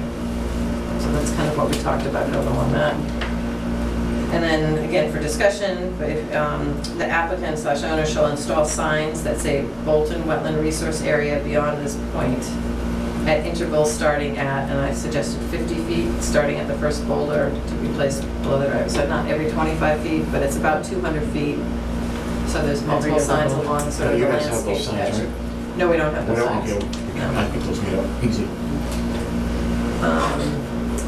You know, and we didn't really talk about size, but I don't think we're looking at big, huge signs, because it's gonna be in the front of their house, you know, but something that landscaper, you know, going along, or, you know, somebody who's not familiar with a restricted area, you know, would see it and just like, oh, okay, well, this is a wetland resource area. They have those Yeah, little. we have the little triangle ones with property boundaries. I don't know if you can get all the wording on there or not. No, I think it's Yeah, So you said it would be 50 feet. yeah.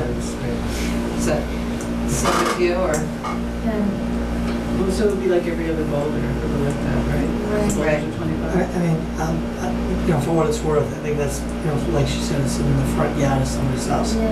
You know, I Every think that's, other one is English and the next one is Spanish. yeah, we could do that. What have we done with other properties? Do we, is Well, that a it's- standard? No, there's not a standard. There's an old project the commission had that had a huge sign that the people, you know, after it sold a couple of times, you know, came to the commission and said, like, this is really obnoxious and huge, and it's right in our, you know, window looking out. So the commission agreed, you know, to allow it to be reduced in size and so forth. We've had other projects where people have proposed, in the ground posts, signs, at every property corner, but that's all around, that's, if you remember Burnham Road, the project, that new house there, you had a wetland that went around the whole thing, so. Get signs all around? Yeah, so, I mean, it's varied. Yeah, every 25 feet you get a boulder too. I mean, it's gonna kind of be pretty evident why it's there. And what it's there for is to remind people. You get it engraved into the boulders. Yeah, like we could do that. So how long is that here? Is it 200 feet? It's around 200 feet, it's probably a little bit more than 200 feet. I didn't zigzag it, That would be but a 3 straight signs. shot. Yeah. Okay, Yeah, I can't see police. You're talking about 4 boulders and 4 signs. Yeah. I did add in a condition about snow shoveling and plowing not be stockpiled in the riverfront or upland resource area. If they're going to do the O&M plan, I don't know if you think that that's needed, or if you want to keep it in there just so we don't lose track of that, that's one of the requirements. Sounds good to me to keep it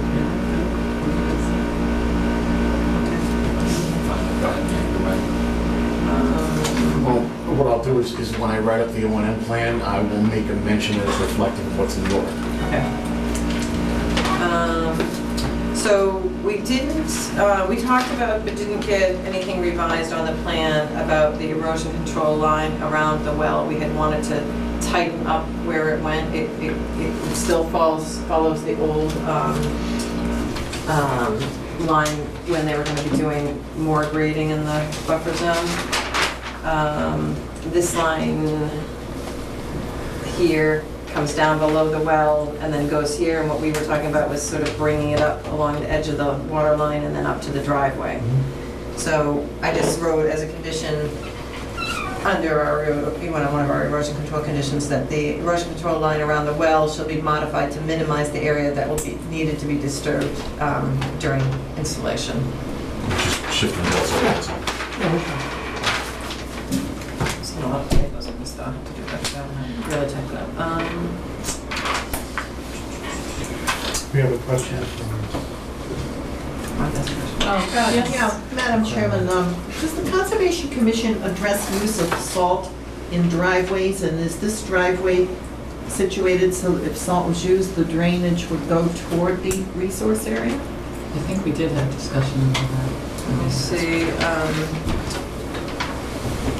we have a standard condition that says no herbicides, pesticides, hazardous materials, oil, or salt shall be used within wetland resource areas, including riverfront areas and the 100-year floodplain and adjacent upland resource areas. So it's a standard one. I don't hit all the standard ones when we're talking about them. And so what's considered adjacent, 10 feet from it? No, the adjacent upland resource areas, they, 75 feet from the wetland under the bylaw. So it's a full 100 feet in total.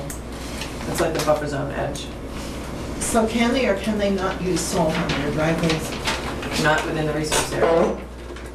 Yeah, but what if it drains into or toward the resource area? I believe we Well, had then a we- discussion before, we Yeah. had it so that the driveway is going into the grass swale, and that would mitigate that particular area because. But it would what she's filter saying out. from upgrading areas, the commission doesn't have jurisdiction over anything unless and until it affects the wetland. So unless it affected the resource area or the riverfront area or the adjacent upland resource area, and it's beyond that, we don't have any jurisdiction. Well, I'm just talking drainage here, not location. Right. When it does drain into that Yeah, we're area, gonna say then we do. it's inevitable that would impact. Right, and at that point, we'd have to address it. We Oh, can't you address can it at on the that whole point? driveway that's outside of our resource area, out of the jurisdiction. Unless you had a different bylaw. Yeah. Which the city of Worcester does, I mean, they go much further on their drainage. Yeah. So then, a couple of the permanent conditions would just be the cumulative one, which I mentioned in the snow shoveling.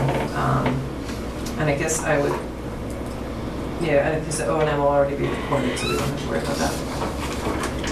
So that would be the bylaw order. The Wetlands Protection Act order would be similar, except for the surety conditions. We don't include those in the Wetlands Protection Act bylaw. Is there anything else that you can think of? So do you have a motion? Ready to issue both the bylaw and state order. Okay. Oh, I think actually close the hearing first, right? Sorry. And wait a minute. Yeah, close, because we've just discussed everything we're gonna discuss. Okay, so I make a motion to close the Right, hearing. Yeah, all right, I make a motion to close the hearing. Second? All in favor? Aye. Okay, so now I make a motion to issue the order of conditions based on everything we just discussed. Second. All in favor?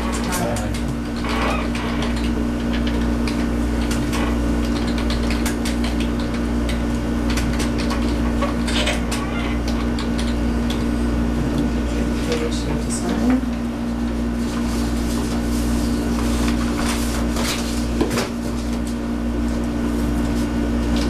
There's two of them.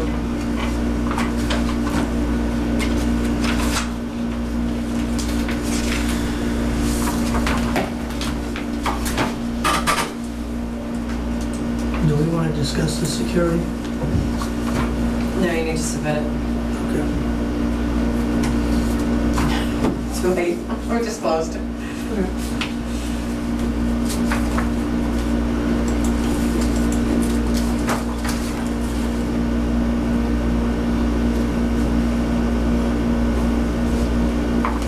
This is a separate thing from this.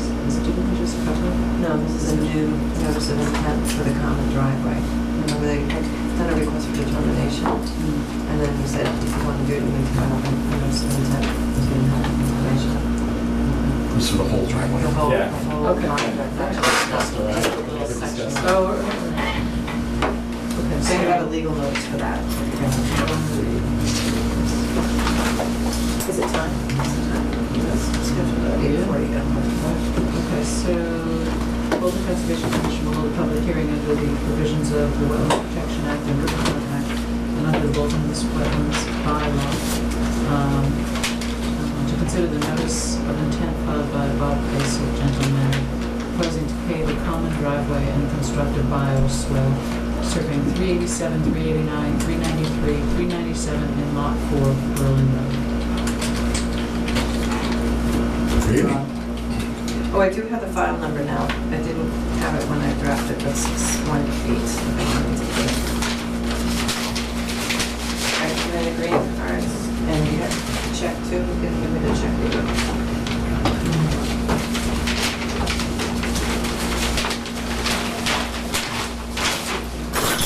Yeah, that was weird on that DEP file. I actually had mailed it out right before I at the post office, right before I came down here, dropped me on a line, and they couldn't find it.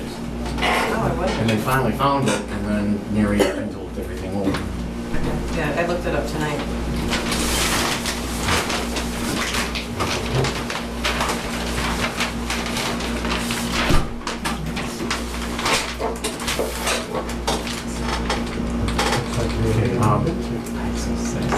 As you all know, Matt Morrow representing Gentle Manor and Bob Pace. This particular proposal obviously has a long history between the commission, my client, and the other owners of the common driveway. Do we want to send another piece of paper out? Looks like we have a lot of people. Are you all here for this one, or? No, okay. So only Mr. Giordano? Yeah, no, it's all right. Okay, so we don't need a paper for you, and Martha's interested in this, okay. David King, chairman, right, buddy? Okay. Essentially, what we're looking to do is we are looking to pave the remainder of the common driveway under an order of conditions. What would happen is the driveway would be paved, the particular attention would be paid to the crowning of the driveway, which is essentially a 2 or 3% slope going this way, as we discussed on site. That would be done for the whole driveway. It would be sloped essentially so that everything goes to where you have the most grass, the cross-sectional detail of the typical common driveway crowning here, the grass swale on the sides. And what would happen here is that, again, the maintenance plan that we are submitting for this lot here would be a similar stormwater maintenance plan we'll submit for this as well. And that would involve essentially making sure that, things are cleaned out on a regular basis, the grass will be cut to a certain height. Did you go to the planning board already for this one? No, I don't have to, we've already know the plan. Okay. So we're not putting any hardware in here, we're taking advantage of the existing grass on the sides to act as a filter strip mechanism. More, you have an existing bioswale property in it now. By crowning the driveway the way we're crowning the driveway and putting in a maintenance plan for the grass on the sides, you're actually enhancing the bioswale properties of the grass. So it's more of a non-hardware, kind of a light impact development type of what stormwater would call an LID. What's the width of the driveway? It's about 12 feet. Excuse me, could you people speak loud enough so the audience can hear? It's 12 feet. It's 12 feet. And so there are no turnouts that are required? Plenty of room up front if you want to sit. No, it should project back here. Okay. So that would have been the responsibility of the planning board to determine if a turnout was required. Well, I know that on some There common was structure. driveways, there have been, there are rules about installing turnouts. Shared driveway, yeah. But I live on a shared driveway and we have that. I think because, so what Matt said, we did talk about this when they had filed a request for determination as the precursor to this notice of intent. And then they met with the town planner, and it's so long as it wasn't any hardware, I guess is what you're saying, essentially, you know, putting in culverts or doing any, and I'm not sure, was that their terminology? Okay, that they wouldn't require any new review of the common driveway. So with that, if they were to do that, that might then stimulate turnouts or something else, but it doesn't seem to be that that's the case now. And we can check. It sounds like, you know, Matt's proposing to do an O&M plan, so we will be continuing this most likely anyway, but, so double check. Well, we're still waiting for the Natural Heritage to issue its approval letter. Thanks. I did talk again to Brent Powers this morning. He says in his view, he looked at it and everything is fine. They have a statutory deadline that they're waiting for to pass before they pump out the letter, which I guess is coming in, I think, the next week and a half. So I'm assuming you're gonna schedule a meeting in for 2 weeks? Well, I think, you know, we have to talk about whether there's anything else you need to do. I mean, everyone's been to the site already, not with this notice in front of them, but I don't know whether you feel like anybody needs to see it again or not. I don't even need to see it again.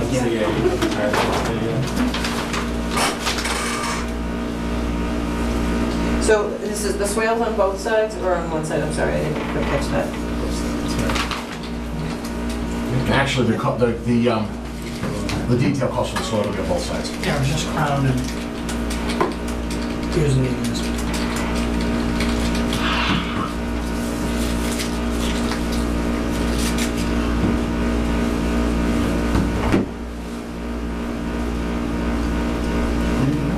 Well, I it's give you just. two copies of the plan.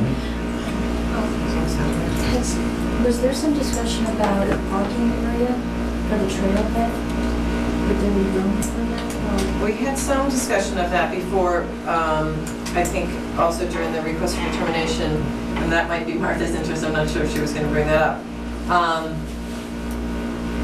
There was some question as to whether the public has any rights to use that driveway. So whether it was necessary, I think, was one of the questions. And I did pull out some stuff from Martha on the Vinger acquisition of those properties, the different properties that we have, that we call Vinger in that area. And we did that a while ago, so my recollection was that there's a 40-foot access adjacent to this property, but not on the common driveway.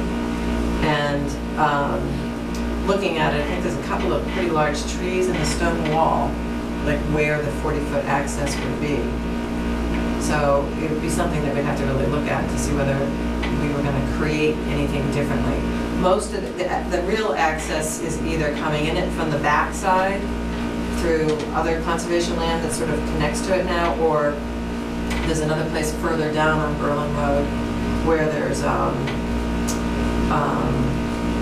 think the public access, but it's only really usable during frozen ground conditions. This is to get to the backside of it, it's just too wet. So if there was to be any pullout or turnout, it would really only be for the Conservation Commission. And, I mean, one thing that's noted and that, you know, it occurs today, and it hasn't really been a problem, and Mr. Giordano might know differently, but the DPW does go down to mow the Quaker Cemetery, which is on the conservation land. And I think they just go in from the driveway, you know, so they have been doing that for years. I think the town has the right to be able to go down to do the maintenance. But as far as public, it's only like a 40-foot strip. Do you remember that, Martha? Was it 40 foot by 100 feet. for the public though, or was that just for the Conservation Commission? No, I'm not remembering that. Well, that It's was just maybe- set up for access to the conservation land Right, so and the that, cemetery. yeah, but I think that was I just never the, parked there. If I went down, I always parked near the place where lot 4 is gonna be, because I didn't know that there was this special area you were supposed to use. yeah.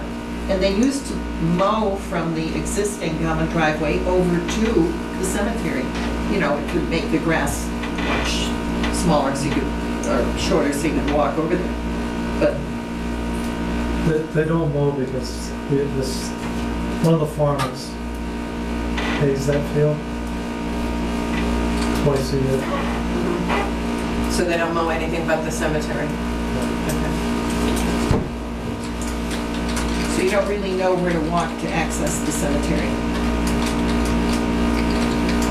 Because there aren't any signs. There's nothing on this deed for allowing public access on the driveway. It's a private legal driveway. It's private. We discussed that. And essentially requiring some type of a turnover and access would incur liability on all of my clients. I'm just not representing Mr. Pierce, I'm also representing the other property. One of the owners. meetings we had here, I'm not sure who was here and who wasn't, but after the meeting, it was discussed with the owners and they didn't want it. So, I've spoken to the building inspector about this, and he said he's not going to sign the building permit until this issue with the access for the cemetery has been finalized. Excuse me, So- can I address that? He moved us to do it now. Ma'am, when did you speak to the building inspector? When? Yes, I think it was in June after because I this spoke to first him like opened. 3 weeks ago, and he told me the total opposite. Oh, I interesting. spoke to Mr. Savageau a few weeks to a month ago, actually it was just before I got ill, because I was down with that bacterial infection in July. And it was just after the 4th. And the issue I got from him was because of the deeds. There is no public access deeded to this property.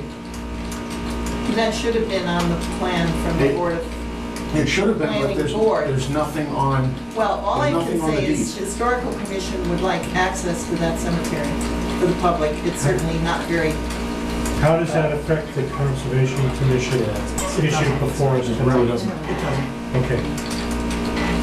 And the building inspector wouldn't be able to hold off on assigning on this on something that is a private issue. And Carol, did you know about these? we'll deal with that. These discussions, no. I didn't know you spoke to him, I didn't know Matt spoke to him. I haven't spoken to Mike at Well, all. I viewed it as a non-issue because it's private property, Well, essentially. I don't think the building inspector would be issuing any kind of permit for work on a driveway anyway. No, not the driveway, the Oh, house at Lot on the 4. house. I haven't spoken to him about that either.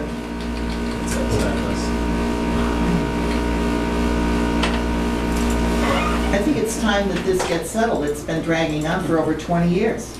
So it won't be This settled is, here. yeah, thank you.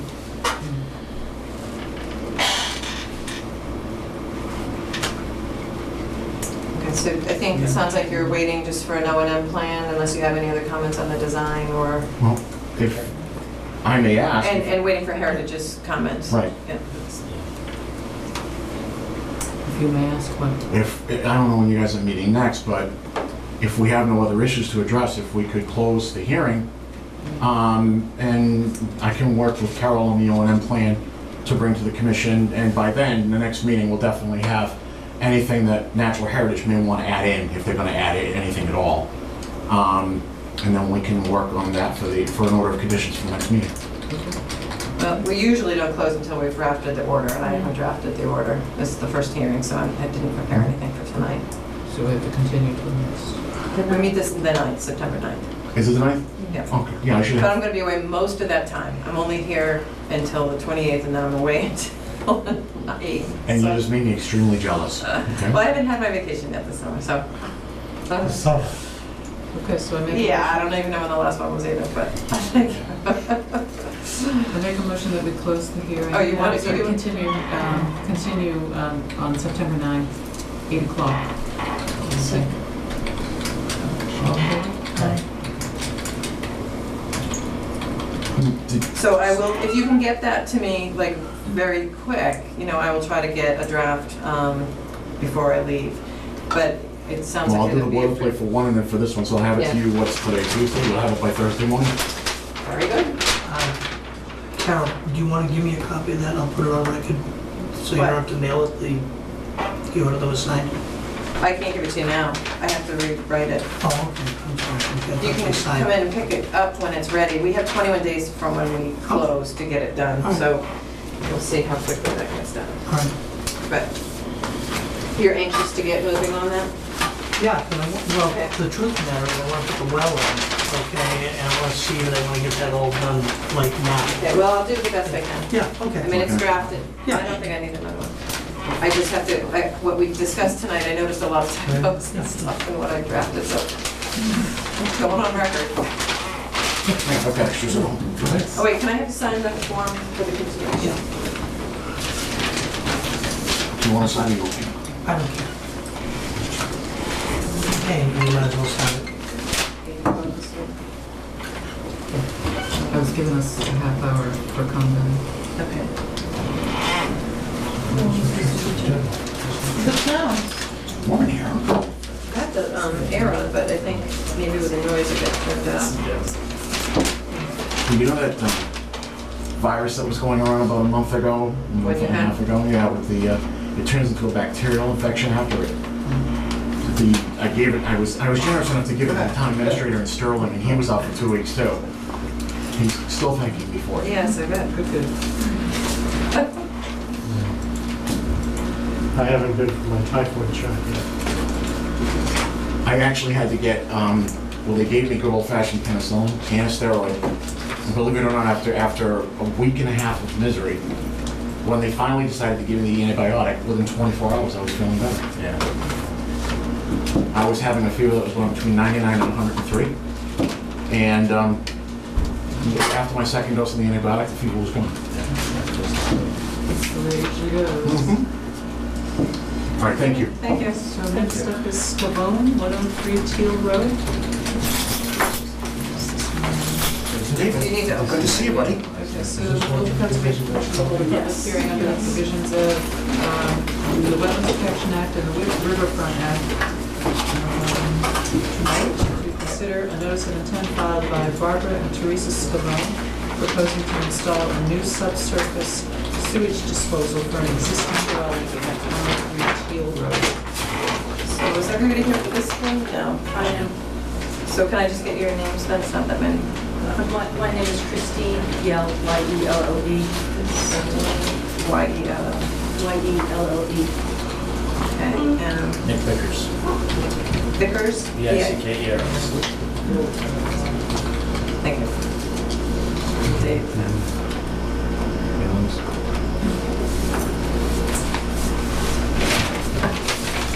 Okay, so we went out for our site visit on this one recently. Anybody want to summarize what we saw? This was the one with the cattail marsh in the back.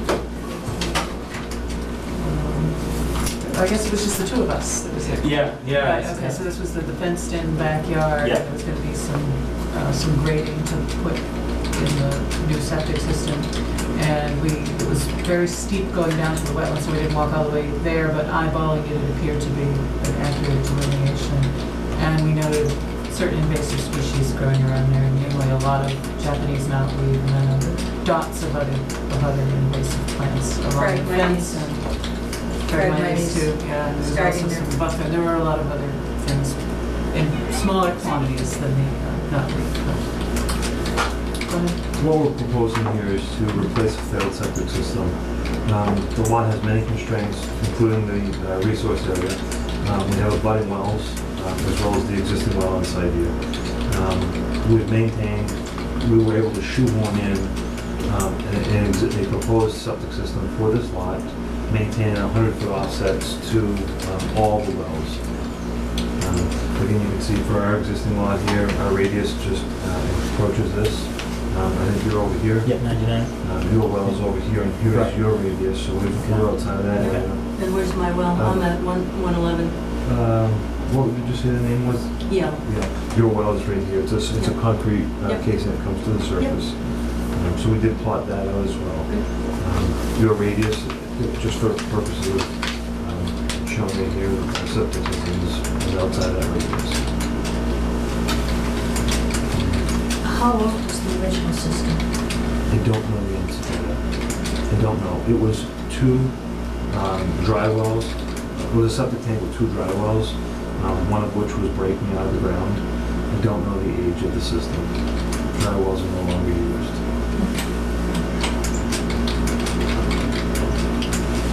Yeah, it was the topography of this one. It's the extent of work was basically the chain link fence at the end of their backyard, and then right as you go outside that fence, it drops off down. And we talked about, we were kind of spotting some of the wells when we were out there on site, that just with the town offsets, it's kind of where it has to be. Right. There wasn't really any, there's no alternative area to put it. You know, ask them to try to pull it out of the resource area more that you really couldn't. You couldn't pull it up, you couldn't pull it over. So there was no original backup area? I don't know the answer to what they had for original reserve area. We're proposing two tanks, a tank and a pump chamber, and in this vicinity here is where the existing tank is. There is a existing pit here, and an existing pit here with a distribution box shown. Again, both pits, this one more so than that one, was breaking out. So given that there's no alternative, is there a way you can mitigate for the impact on the wetland? We are proposing a siltation type fence. A siltation fence. A what fence? Siltation fence. Siltation? Yeah. It's a temporary, during construction, it's like a construction barrier for silt and sediment to move. Can I ask a question? You know, I'm one of the neighbors. It seemed to me that some of this work's already been done, or there was a equipment and digging going on recently? Certainly, So, not so much recently, in the past 2 months. In order to get to this step, soil testing needs to occur. But in advance of that, there was a Title V inspection on this property which revealed the failed systems. That precipitated to the soil testing through the Board of Health to determine where groundwater was, the soil types, how the system would be designed, and so forth. So that was most likely the equipment that you had witnessed on site.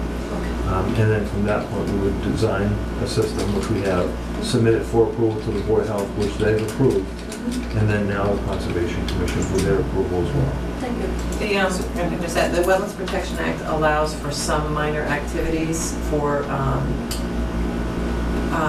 that are considered somewhat negligible, that for engineering purposes and survey purposes and that kind of thing. So the commission has a requirement, you know, if somebody's crossing a wetland, they need to file, even if it's to soil test, you know, for like an upland area. In the buffer zone, this is just under the Wetlands Protection Act, not under the bylaw. And there is that exception.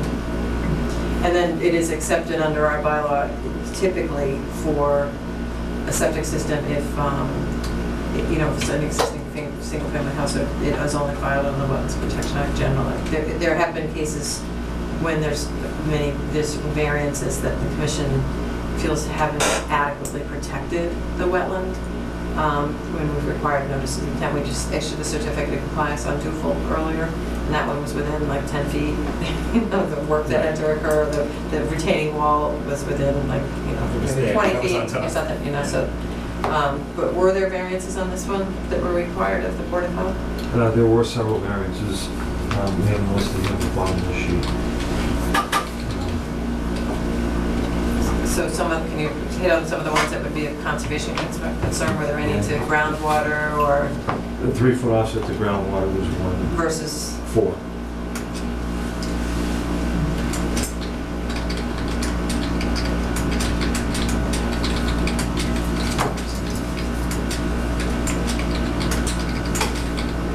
So the backyard is grass already, that's the. It's grass.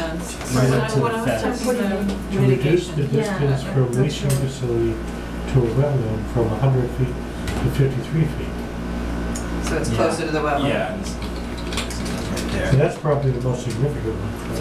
Well, the groundwater is too. So why couldn't you meet the offset for the groundwater, I guess? The system is being proposed to be raised right now. It is going to be approximately 3.5 feet above its existing contours. 4.5 feet would certainly, it is a foot difference, but it would certainly make it much more unsightly than a 3.5 foot offset. But from an environmental standpoint, the unsightly is not necessarily the issue. I recognize that. The wetlands, even though they're 53 feet away, is a dramatic change in topography. I would say you create a significant drop off. It drops pretty significantly. It already after the is back of the pretty fence. steep. This is true. Is this outside So- facing the wetland or facing? That's It's a basically. big catch-all. So nobody's gonna see it, Field, yeah. and nobody's gonna see it anyway. No one's gonna see the unsightly raising. Well, no, it's from, they Well, live landowners, the neighbors. too, yeah. That is being Over raised. here? So in order for them to meet No. the town standards or those state standards? Oh, the Town whole thing standards? has all Yeah. sides. State and town That's what I standards. meant about They need to Yeah. have the system above the groundwater by a certain height. So they'd have to So- build up a No, line. that'd be grass. Yes, Or have a yeah, mound. yeah, they're gonna have a mound. Grassed over, yeah, okay. I see. And he's saying, so they're gonna have a 3.5 foot mound versus a 4.5 foot mound, and just asking for the impact of the resource areas of Right. groundwater. Is this considered a Presby system? We're using the alternative to a Presby. It is the same principal values as a Presby. This is considered a geoflow. The only difference is the piping materials. The best way I can explain it is we all have tires on our cars. Some people prefer Bridgestone versus a Firestone. Well, does it function like you have to have the big tall pipe? The way it works actually is similar to the Presby? Exactly. So when I asked about mitigation, you mentioned the siltation fence, and that's just during construction, but what I was really getting at was mitigation for the permanent impact that this will have on the wetland. So sometimes people do plantings or control of invasive species or that sort of thing to kind of improve habitat as a way to make up for the way that you're impairing it by doing this work. To kind of At this point, we have not proposed any additional mitigation. But I think that's something we should discuss. I mean, partly because there are some obvious things that could be done to improve the habitat. Namely would be to, one idea would be to remove some of those invasive species for which there are only small amounts, the ones dotting the fence, and sort of replace them with native plantings. There was that huge swath of Japanese knotweed, but there isn't anything, I don't think, that you could do about that without impacting the wetland even more. So, would something like that be? I think to the conservation's concerns addressing that, I think by removing, as best possible, as carefully as best possible, by removing those invasive species, what my client has already said that she's upside down in her mortgage and that she's spending a tremendous amount to do this, to go beyond those requirements would certainly, I don't know that she'd be, and I'm speaking for her at this point, but I don't know that she'd be inclined to. One thing that might be useful is along that back fence is to put up some of those wetland signs at the wetland resource area, because the current resident is dumping. Oh, that's, outside, I and forgot about yeah, that. you That's could- another thing. When we walk back, there's Yeah. just a lot of yard waste getting dumped outside the fence, which Right. So they really just- is against the rules. And it might just be, if they can for the next, or do, because that should be, it's not really cost prohibitive. It gets signs up, hopefully it gets the point across to the next homeowner that you can't throw your yard waste. Right, although I'm not sure that that's really mitigation as opposed to correcting an encroachment that shouldn't have happened to begin with. Are we losing some of those square feet of This looks like it was all in the existing. So if we don't, We're moving the facility from 100 feet to 55. so it's not like we're talking And we're about grading within the requiring resource an area. application to make up for nuisance. Yeah, I mean, All of the area I'm asking. yeah, no, it was, is fenced in. And it's all the grass. exactly, Yeah. all the area will stay the same upon completion. We're not, we are encroaching in that resource area, but we're not, altering it from a natural state, I guess. No, you would say. limiting. Correct. So one question I had asked Janet, again, not having been to the site, but again, and it's being mounded, sometimes we've required on the backside, when it's closest to the wetland, that it not be lawn, that it not be mowed as regularly, so that, that would lessen the amount of potential yard waste as well as, but Janet's concern with that was with the invasives, if there wasn't something else planted, then the invasives might move into that area. And again, not having seen it, I don't know if that, it sounds like it's a valid concern, so it was pretty good, yeah. yeah. Just being used as. But although, if they're removing them during the construction with the equipment that they're gonna have on site, and then they stabilize it, and it's mowed once, at least, once a year, maybe it would, Maybe we keep out it some down. of them. Yeah. What do you think is mowable there? They have a flat backyard and then it's a drop off into No. wilderness. Oh, Do you you were mean- talking about. Within the fenced area. Within the fenced area, along the fence, there's Oh. sort of like very wild growing shrubbery, and some of that is invasive, and it would be invasive I shrubs, see. non-native shrubs. It would be good if those could be removed. You don't mean mowing grass, you mean removing that? Removing that, and then I was Wild. talking about on the back side of the mound, so they're gonna Yeah. raise the mound, there'll be a little bit of a slope. Yeah. And so sometimes the back side of the slope's not as easy to mow, because Right. it's steeper, and it's within that fenced area, that if that wasn't mowed as regularly, that might be of some mitigation, That's a remedy. So long as it didn't, the encroachment of invasives didn't sort of outcompete what could naturally grow there. So, didn't you mention that on some occasions we've had them just kind of thickly mulch the area and keep it? Yep. And so to keep no vegetation there? or- Well, we have had a couple of septic systems where they proposed around, it was actually around plantings that they put in. So they put in like blueberry bushes or whatever, and then they put wood chips around those to both, and actually we have one later on, a certificate of compliance request to keep down, other weeds that were coming in and let those plants succeed a little bit better. But we also had a request, if you remember, that we had some discussion over on Harvard Road, the rehab of Joel's house, I can't remember. There was some discussion, he felt, because their system was pretty far away from the house, that maybe they didn't want to mow it, could wood chips be used? So we have had wood chips being used. And that might be something that might help. Another thing, if she has plants that could be divided or transplant from elsewhere in the yard, to put along the fence there, just to help Stabilizing, to certainly. outcompete the invasives. I don't know. Just thinking of ways to do it without spending. I agree.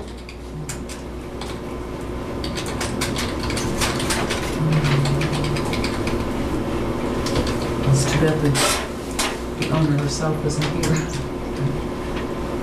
Well, so it's up to you to decide, how you want to proceed. If you feel as though in order to permit the work to be done, you need to have conditions, and that's, what you do. And if they disagree, they can appeal your decision. That's how the process works.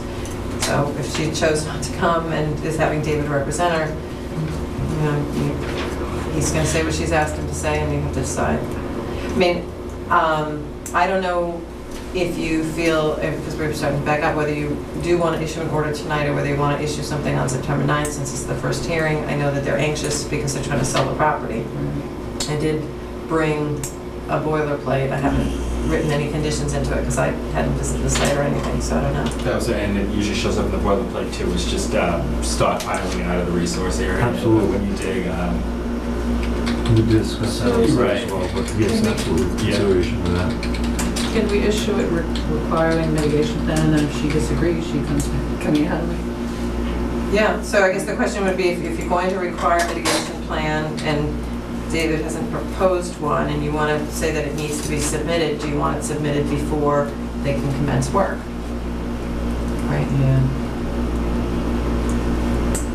So again, that would sort of be, if it's going to be submitted to you for review and approval, that would be the 9th. So it'd still be coming back on the 9th, or if you think it's something you want me to have it submitted and me review and approve, then it could be whenever they're going to start their work. But, so, what do you want to do? I'd like the board to be in consideration to the fact that there's been an expense associated with the cost of the project, as much as the pumping, because it has a breakout situation, a public health issue.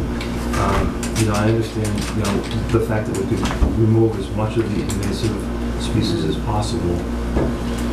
But beyond that, I think, you know, again, I'd like to have some compassion and Well, we don't have consideration. the land over here. I mean, there may be creative ways to do this without spending money. You know, sometimes people have transplanted things, divided perennials and so forth, from other parts of their property. And I don't know what's there, and we don't have her here to discuss it. We're not necessarily saying she has to spend money, but she just needs to address the mitigation. And to that point, would be acceptable to remove the invasive species as they are, and then wood Just mulch mulch over them that. to that point? I mean, that seems very cost effective. Won't the mulch just fall down the slope? I think there's enough other material to stabilize. Before it really drops There's off. a chain link fence through it, too. Yeah, I'd even say more, I'd be more interested with just signage along the fence, just like the next person knows there's a resource No area, no dumping, no dumping. dumping or something. I think But as far as education is huge, yeah, mitigating the Yeah. back of that lawn, I just don't know. I'm trying to remember how big the lawn was too. If it would just get lost At the anyways. at the very least, remove the invasive species. That is, I think that there were several that there were small amounts of, and this could be done before they get out of control, like the Japanese knotweed, and they're all over the place and going into the wetland.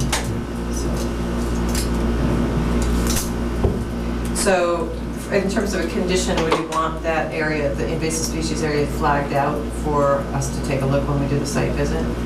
So it's clear, you know, what they're going to remove? Yeah.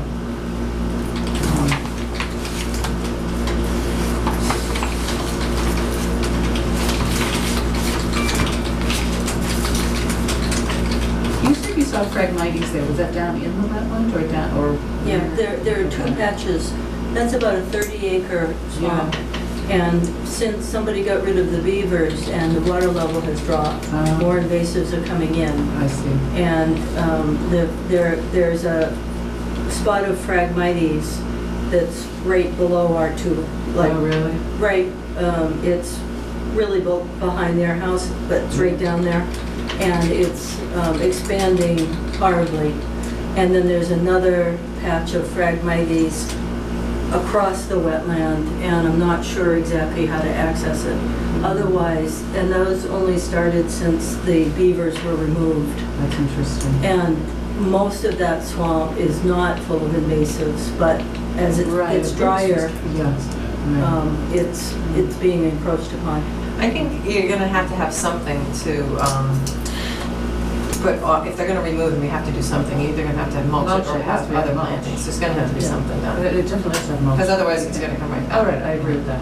So it's a minimum mulch, but as far as plantings, you know, if she can transplant something else, then at least address that. Can she? We don't know. It's not our property. and She's not here, so. You can invite her to chat with me right next door, because I might have some extra native plants. That's very nice, thank you.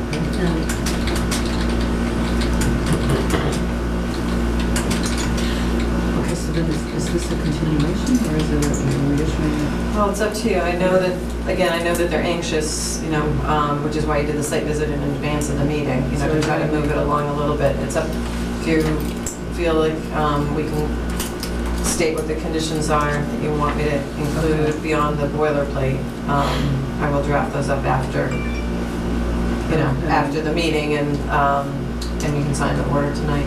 Okay, so then I guess I'm making a motion to issue the order of conditions pending Carol's agreement on the mitigation plan, which at the very minimum includes removing the invasive species along the fence and mulching it, and may include transplanting some native plants in from wherever she can get them. Sure.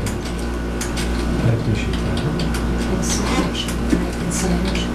Oh, and yes, and a sign, So I think you probably, do you want to use this, what we just came up with for the other lot? So that was I think so. wetland resource area beyond this point. yeah. Yeah, I think it would be perfect. That, how are people supposed to know that they shouldn't dump leaves in there? See, that's the thing, I'm wondering on That's- this one. I'm not suggesting that they put it on the sign, I just think it's Well, not commonly understood. Right, I know, Leaves seem I so know. natural. I know, since in this one where has already been dumping, should we say? Well, we can put it in the order conditions, you know, specifically that, you know, and it can be a continuing condition, just because they are hopefully going to, you know, this get recorded, and so the closing, you know, hopefully somebody's gonna see that this is an ongoing condition. But it's not everybody does. I don't know, we've talked about it, you could say no dumping, you know, it's a little, it's up to you, it's a little more in your face, you know, to have it in your backyard, you I'm not know. proposing that, I Yeah. think that that's Yeah. burdensome, it's a play area, you know, if. Yeah. But it's, I mean, Drives the house we're just trying to educate them as best we can. So one thing is that can any of the material that's down there be removed while they have the equipment there, or manually removed? Because I guess you'd have to go around the fence We're probably. talking about the new owners here. No, we're talking about when the work is being done, yes, you're talking about new owners in terms of future, but I'm talking about also cleaning up what's been dumped. Can that be removed? And I didn't see the material, so I don't know, can it be wheelbarrowed out, you know, manually? Yeah, or it could be mixed in with mulch too. I mean, it's just a lot of They could grass use that as mulch. surrounded up. Yeah. Use that it's- as much. It's halfway decomposed Yeah. already. So that's beyond the It's just fence. outside Right outside. the gate of the fence, yeah. So that sounds pretty easy to get out, that's no problem. Okay, so I just want to make sure I'm clear. So you want them to provide the mitigation plan before I actually issue them the order? Yes. So I don't need to put that in the order conditions because that's a condition of your voting to issue it? Is that what you're saying? Or Is are it you better to do saying, that way, or is it better to have it in? well, it'll make them get it done faster, you know, but. By not having it in the order? Well, because, I mean, you could do it both ways, you know, you could say that that's your vote, but that you also want it to be in there in case for some reason the new owner, say transfers before the work is even done, and that way somebody wants to change the proposal, you know, that, you know, at least we've got something that's been proposed before we issue it, you know, because tonight he's not able to give us as definite as what we're gonna do. Well, I think the mitigation plan, just from my recap, the mitigation plan would remove the invasive species and mulch and transplant as necessary or as Yeah. possible. Yeah. As much as possible. As much as possible is pretty straightforward. Okay, we can. So why don't we put that in the order then, if that's what that's gonna be, if you Okay. guys are satisfied with that. But he's not gonna have anything different than we're going to. Okay.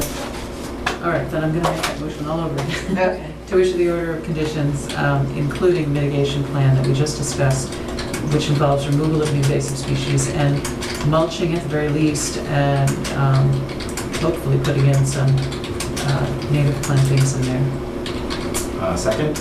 All in favor?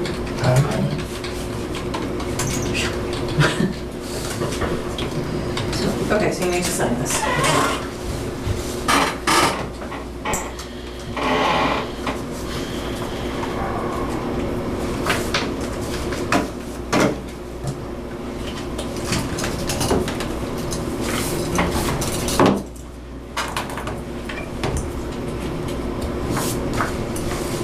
Submit the mitigation plan, latter part of this week. I understand you're going on vacation. The end of next week, yes. Yeah. So I'll do my best to get this out as soon as I can. I'm on another construction site for like 2 to 3 hours tomorrow, so let's see how much time we get in it. But do you want me to call you when it's ready, or?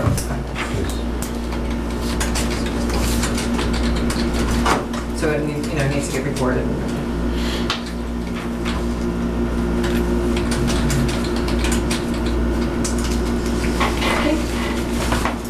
Great. That's also- I think we're done. Yeah. Thank you very much. Thank you. And thank you for taking the time to meet on Sunday morning. This Sunday or last, yeah. Last Sunday is coming. Sorry it's late. Good night, everyone. Okay, so next up is Therion. Yes, that's in. There you go. Bolton Conservation Commission will hold a public meeting under the provisions of Mass General Law, Chapter 131, Section 40, Wetland Protections Act and Riverfront Act, to consider a request for a determination of applicability filed by Matthew Ferrian for the installation of a shed and fence at 51 Manor Road, and taking place here and now. You're on. So he has done a site visit on Sunday. Basically, I can give a quick overview here. The existing house is right here. The kind of slash line there, I think, was the original, from the original proposed build, but that as is within that border. The driveway as is actually comes up here to where the shed is currently. Or proposed. There is my gas tank on this side. So originally I had wanted to do a slightly larger shed on the side of the driveway over here. But the grading is, it would take a lot more grading. Right here, it's very, very minimal. So basically, I'm proposing that we just put trap rock down basically underneath. The shed will be up on blocks, so no poured concrete or anything along those lines. So it'll be temporary in nature. So they are not, don't require the building permit or anything along those lines. So based on my discussion with Carol, I did reduce the size of the shed from the original proposal, and I put it. From what to what? It was going to be something larger. I forget the exact dimensions, but yeah, it was like 14 by 22 or something like that. And now it's proposed to what? Yeah. I proposed it as 10 by 20 in this proposal, but when I first had gone over, she basically kind of gave me the overview. Well, avoid minimizing. Right, exactly. Yeah. So I basically, kind of cut it back. That's the size of a garage. 10 by 22. Yeah, it's a big, or 20, that's a big shed. It is, yeah. I mean, It's gonna overshadow your house. I do have, a good amount of, mowers, and so I have a riding mower, a regular mower. So it basically takes up pretty much the whole shed already, just with my existing equipment. So, but yeah, there's no I think I also cars or told them that vehicles. people always build your barn or shed bigger than your But true. That was the other side of what I said. So I basically just adjusted the location slightly. I did want to do a fence, like a 4-foot fence for to keep my just for my son basically to help keep him in the backyard as much as possible because it's a busy road.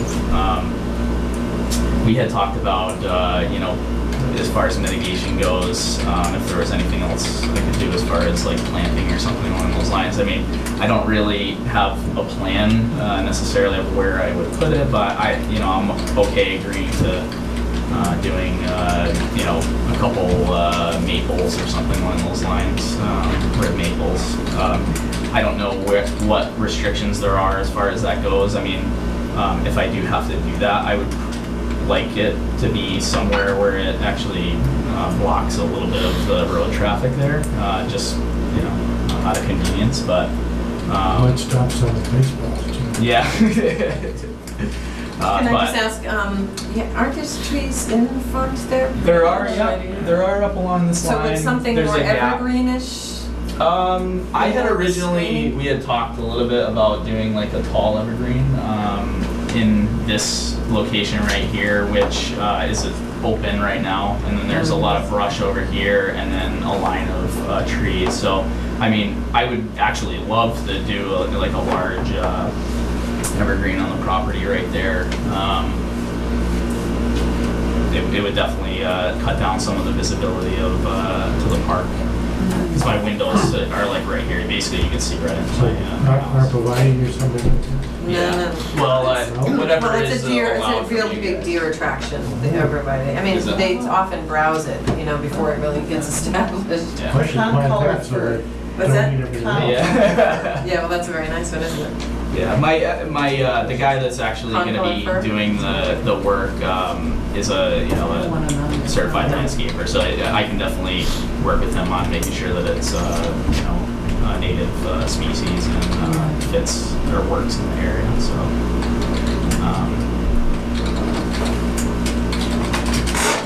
What is there now? What's on there now? As far as, I don't know, honestly, I Well, think.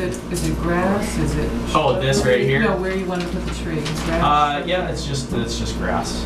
I think like they went in that way. Yeah, they They were must have driving, the accessed construction, that, this was the construction route, actually, when they were Somehow I'm building the not house. remembering this being, like, we came in. Yeah, so, I thought this was all you drive already all in, this is overgrown. heavily overgrown right here. Yeah. Yep. And then there's a line of trees right here, and then there's a big drive area where I think there basically was they were doing one before they construction came there, in, yeah. because I did tell them that they couldn't access that for construction. So this was But I think it was grass just that they had a couple loads or something Yeah, that so came in there's that way. kind of like a, probably the width of this table, a gap in the tree line. Is that like underwater half the year? That's why originally I had wanted to do it over here, and then she said, is there anywhere outside of the buffer zone, which basically is down here? And the problem with that is that some of it is heavily wooded, and then we also get a lot of water up in this area, so I prefer to avoid having to do anything crazy there. And it's also kind of graded weird. I would have to actually bring in fill or something to Do you get do budding? it there. Do you get budding? I get it just up onto the driveway a little bit, and when it gets really bad, it actually can come over. There's So another option as we talked about, which is a rain garden right in there. yeah, I mean, Reduce that if that's- I may that's do not- that on my own, but I just, to be honest, I haven't really talked to anybody. I don't know how much it would even cost to do. So, if you guys are okay, like I said, I would love to do something there. Yeah, and if I do that on my own, it's beneficial to me because it's a pain to have the water coming in there. And again, this is really with it like near my well and all of that, so I have a lot of interest in making sure that I don't impact anything in the area. So. All right, what do you guys think about a couple trees over in here as mitigation? I think, yeah, he's happy with that, I'm fine with that, yeah. Sounds good. I think we're good on this. Any other concerns? I didn't go to the site, so, I looked at it, but not. Everything that's proposed is currently grass, it's currently mowed grass. Yeah, you moved area. some of it into the turnaround, right? You pulled some of it. Yeah, I don't know how much, depending on where the lines are and all of that, because I don't have the exact locations, but I don't want to put anything, like where it's sitting right on top of where that is, but, so. I just the thought that front- was in your application. Yeah, the front end probably will be overhanging over the driveway. Overhanging, okay. Yeah, just so that it's easy access to get into the shed. So I think the way we should word this is just 2 native trees over there, as long as we just want to have native. And then in the gap on the Wattaquatic Hill Road side. Right. Okay. Is an escrow required for that? Well, this is a request for determination, so we don't have conditions that are anything that's getting recorded or anything that's, really going along. So you can put the requirement for the trees, and it's essentially enforceable, but it's not a condition that's getting recorded. If they were to sell the property, nobody would know, that kind of thing. So that's, if you felt as though you needed to condition it more stringently, then you'd kick it to a notice of intent. Is that's just to make sure that if it died or something, that I would replace it? Right. More or less, yeah. Right. I mean, I'm actually doing it intentionally for the privacy, so. He wants to do it. Yeah, that's what I originally had requested. I actually requested adding some trees into the area, and I reduced it just because I wasn't really sure what was allowed in the bordering areas, so I didn't It looks wanna- like your gap is outside the resource area, the wetland. It is, yes.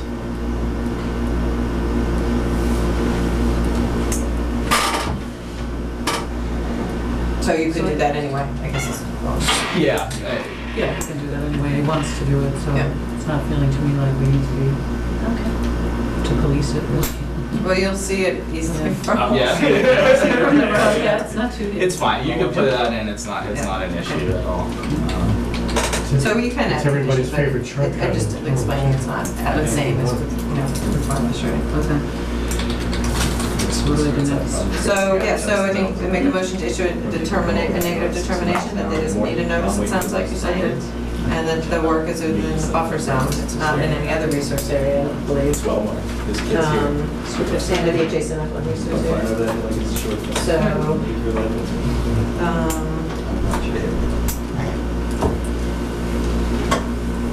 what's his request? I'll just take the form.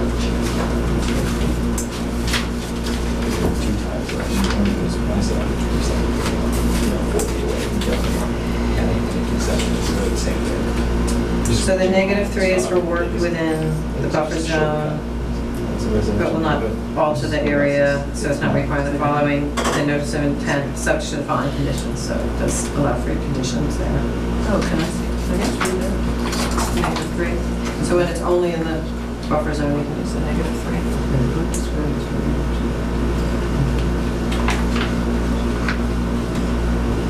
Oh, so we can put the conditions in there? Yeah.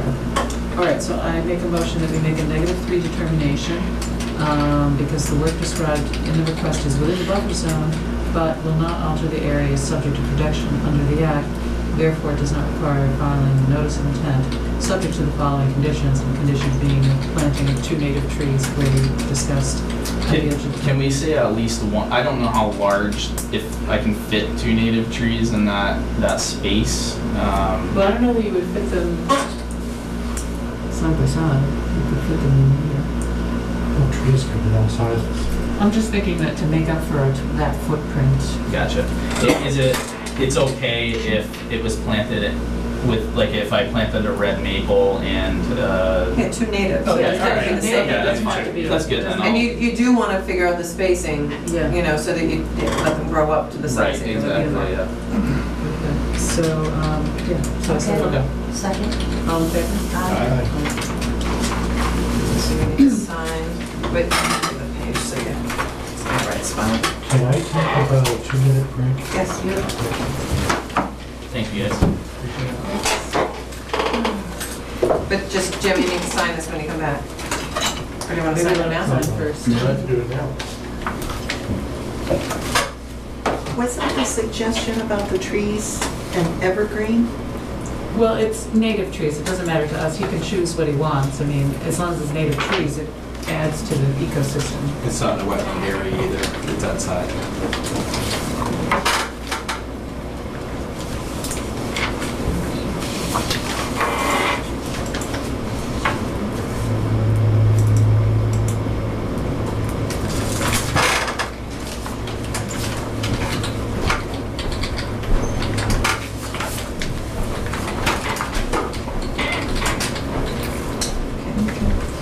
So I will, do you want me to just mail this to you? Do you want to pick it up when it's ready? I can pick it up. Okay. Okay, great. I'll let you know. Thank you. Okay, you guys are up. Boulder Conservation Commission will have a public meeting under the provisions of Can I just tell you, too, Jim's not here, you Oh, know, that's quorum, and he didn't do the site visit, so you probably need just 2 minutes. Oh, That's what he sorry. said. You're right. So we need at least 4 voting members. Do we have anything we can just talk about quickly while he's not here? That doesn't require a quorum. You want to do Barbara? No, you need a quorum. Yeah, the pipeline was just, all I had on for the pipeline is just a reminder, and I think Brian at least said he could attend the selectmen's meeting on the 28th. I'm not going to be in town, and Janet's not going to be in town. So I was going to see if Jim was going to be in town too, but Maria, I don't know whether you're able to attend. They want to talk about, since, we haven't really met with them since they had the public meeting. And so I think, the selectmen certainly have had discussions, there's been a lot of stuff in the paper, there's other groups that are sort of working on their interests related to the pipeline. I think they want to make sure that we're on the same page, Do we still want to say no to the survey? Do we, or do we want to allow the survey and we want to negotiate the terms of it? Are we preparing to talk to comment when they do a pre-filing with FERC, which is what they're now proposing to do. That doesn't look like they're going to the Department of Public Utilities. It looks like they're intending in September to file with FERC, pre-filing. So that's, I think, what they're interested in talking with the commission about, primarily related to our 3 parcels. So, I think what would be good is if we can have attendance, but I can't know if you can attend or not. Thursdays are tough. Is it Thursday? Yeah, it's a Thursday. Yeah. I'll try.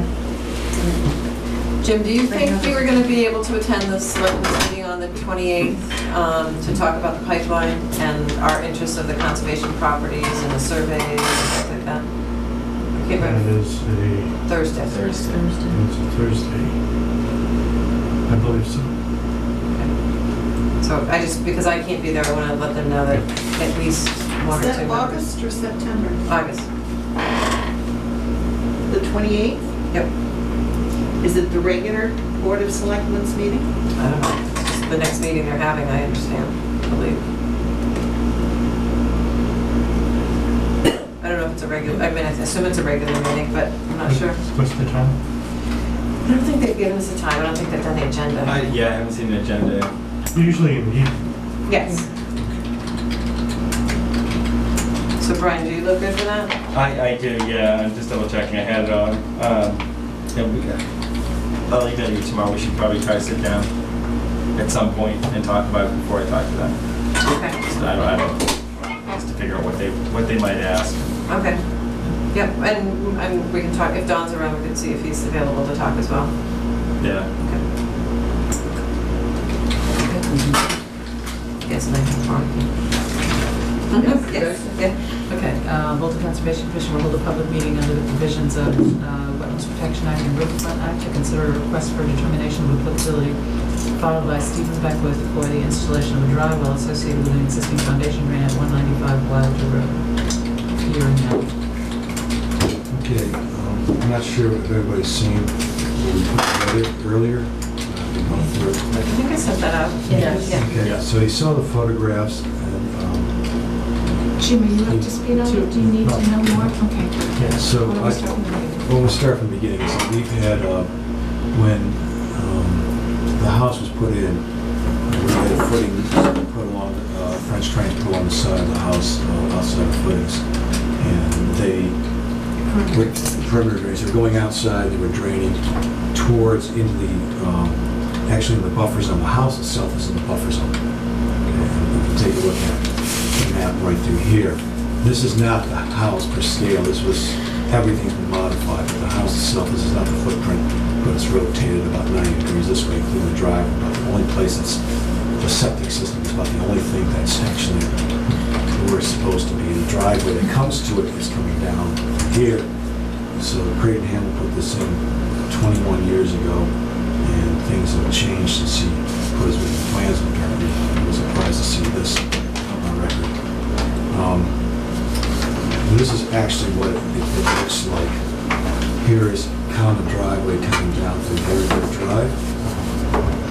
Right. This actually is to scale, except for the pond area. I measured the outside of the house and it's to scale. That might not be to scale, it might be a little bit smaller. This is where the dry well is. The pond itself used to be further back around through here. What has happened over time is that we had beavers, they'd been there originally apparently before we got there, but they moved back in. And with all the rain and at the bottom of the water, Quantic Hill, the water coming down through, that pond level the pond's being fed by a stream coming in, plus also water coming down in the aquifer, and also water just running off the surface. So it's being fed that way. The water rose up, went over an outlet of the French drains that were already there. Now, when that first happened, we tried a couple of things. We put in... and it flooded our basement. Yeah, it flooded our basement, back into the basement. We put in a sump pump. That really helped a little bit, but not a lot. And we still kept flooding out, so we put in, what we decided to do was put in some extra drains inside of here to drain the sump pump to keep up that look, so we probably in the basement. So we finally came up So I came up with this idea, it's like, why don't we just put a dry well in there and a sump pump out of there and just pump it up. Our other solution had been essentially to have the beavers removed. First off, we don't really like killing beavers or animals. That's just our personal opinion, our feelings about that. The second thing is that we like the wetlands. This whole area right through here is the basin. It's like a Wild Kingdom movie out our windows. Yeah, it just, even today I was watching at 5 o'clock a blue heron, a young blue heron hunting through here, walking through here. So we want to keep the pond, at least we wanted to, where it is. We just want to be protected from the house moving up. Our assumption, which was wrong, which we didn't realize, was that because there were already something in there, the outlet of the drain, that we could just put something around it and it wouldn't be an issue. Kind of like an embellishment of the actual drain. So when we're selling the house, when this came up as an issue, we didn't even think of this as being an issue. So the people who were buying brought it up, and so that's why we're looking into it right now. You know, It was an honest mistake. they're not buying it now, but we still want to get this cleared because we don't want to go through this again.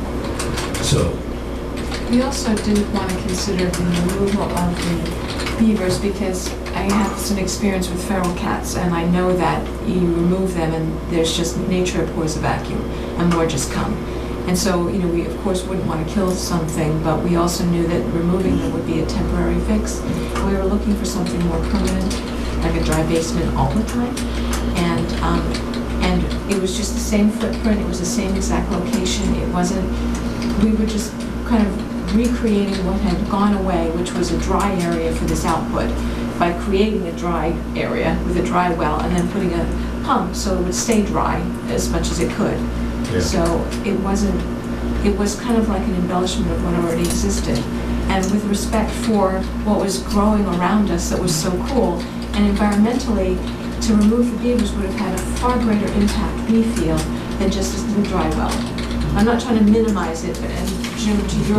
Well, somebody said earlier, they said that some beavers got removed, and all of a sudden you had the invasive species coming back in there. So there's that issue, but also the balance of, you know, what they eat and what eats them and stuff. It was like, you don't want to, who knows what would happen. So this is what the inside of the dry well looks like. That's the original drain. And then this is the sump pump going out. This is the nice cover we put on it. I have your color pictures if you want. Oh, okay, yeah, we didn't have a color picture of them. And Just do if you that have would a- help, Jim. Do you have a standby generator? Yes, we do. We have a backup generator, automatic, you don't have to turn it on. Because that's what Oh, you know what? frightened These me may be about pictures I took. any house with a sump pump. I can't remember if those are mine or whether those are what you submitted. Yeah. So. Oh, here are yours. Yeah, sorry. I think I had taken some when I went out to We learned. the property. You got the backup generator, you gotta make sure that your septic pumps are on there too. Yeah, we learned that the hard way. Not too hard. Although one that we actually visited said, gee, if your septic pump isn't running, your water pump isn't running either, so that you're not pumping water into your That wasn't the case with us. Oh. We actually have two separate circuits on there. One for, you know, that you would think that would work that way. You know, but the way we're at our house. So anyway, so we kind of tried to maintain what was ecologically there and made a small impact, and we're just hoping that you would see it. This is 4 feet by 8 feet, by about 2 feet deep, maybe 18 inches. So the one thing that I had asked Janet when she and I were talking about this, as far as the agenda item, and Steve and I talked about it when I visited the site, it's just, you know, whether it would make any difference where the sump pump was discharging, because right now it's kind of a flexible arm, and then we talked about whether, you know, we even felt like it needed to be further away. I mean, the water is clean, you know, it's just foundation drainage. So, and I saw no evidence of any erosion. You know, it does run quite a bit, but it's very spongy, sort of pine, sandy soil, probably right around that It's even slowed area. up more since you've been there. Yeah, it's the springtime that it's mainly, spring and early summer when the rains, the snow's melting. Because we're at the bottom of Wattaquatic Hill, if you can imagine that. Everything comes right down. And even this, we were talking about the dam out back, and it's had trouble with 4 Bushmill Road. And people think the dam breaks, it doesn't break. The water Overwhelms us. just goes over the top of the dam. and just an amazing cascade. It's just, sometimes it has washed out a couple times. And we but even it's going- thought initially of like putting a pipe underneath the dam to drain it naturally so it wouldn't, but it would fill with silt. And even if you put a filter on the end, it still gets like debris on it and it doesn't serve the purpose. So, we thought about and tried lots of different, concepts, mostly in our basement with a one-way valve, but the water coming just Yeah. stops that from being, So, if we put a one-way valve on there, left it like that, sure, if water would have bubbled, water would be able to get in, and the water could get out, and we'd still right, go back the to kind of pressure of where. it, yeah, and it just backs right up in our basement. So, that's where we are. So I don't know if you looked at where it was discharging, if you had any opinion. I don't know if it really made much of a difference, to be honest. There wasn't any place that you could Yeah, you could have gone further over shift to it the water. over but a few feet. I mean, It drains so well, it looked like it was draining so well from where the pipe was coming out, that it all just. And it keeps it lush right there, and the ferns are really pretty, but I mean, it serves It just the goes purpose right, of not we could actually, we eroding. could drain right into the pond too, but I guess it just, Whatever you think, do whatever you think. Now, it's already there, right? Yeah, so this was, I don't know if you understood so the issue is that they did this work in the resource area without realizing that they should go through the Conservation Commission. Sorry. But the flip side of that is that the alternative to this would have been to remove the beavers, which I think would have been environmentally a far worse thing than doing this. So I personally see this as a model of something that should be promoted, that they found a way to engineer things so they could coexist with wildlife rather than just, acting with brute force and ignorance and clubbing them over the head and saying, well, well, some people do that. Of course, it isn't legal to club them over the head either, but. Do you put heavy screening on the trees that you're afraid of losing to the beavers too? No. You might want to. That's a thought. Yeah, right now, I think there's no, I had to in Andover. Did you really? Yeah, we were losing them all around. I remember That's how with all did those that. big problems they were having out there after the first lake trap thaw. Yeah, I remember hearing about Andover. And There aren't a lot of small to medium-sized trees on our property. In Maybe areas, that's why they go pretty far up the slope even to Yes. find what they're They interested will. in. They drag them The down. trees on our property are like, you see them, they're like Yeah. massive They're things. not going to go after those. well, they do, But they the pines, might, They might try to girdle it. they do sometimes girdle those They do- trees they do once in a while, travel. really big ones, I've gone then up- it becomes an issue But of. But the Behind the pines, carriage you have a and bunch the of woods and pines I right found around them that just area, dragged they're them not out. that interested in the pine generally, because they're gonna That's go what for they're other stuff first. Maples, but they're on. So obviously, I agree in a good strategy of being to learn to live together with them. And Yeah. that's what we did. Yeah. And we had the same wonderful stories of wildlife that you tell. No, I think you did a wonderful job of coexisting with wildlife.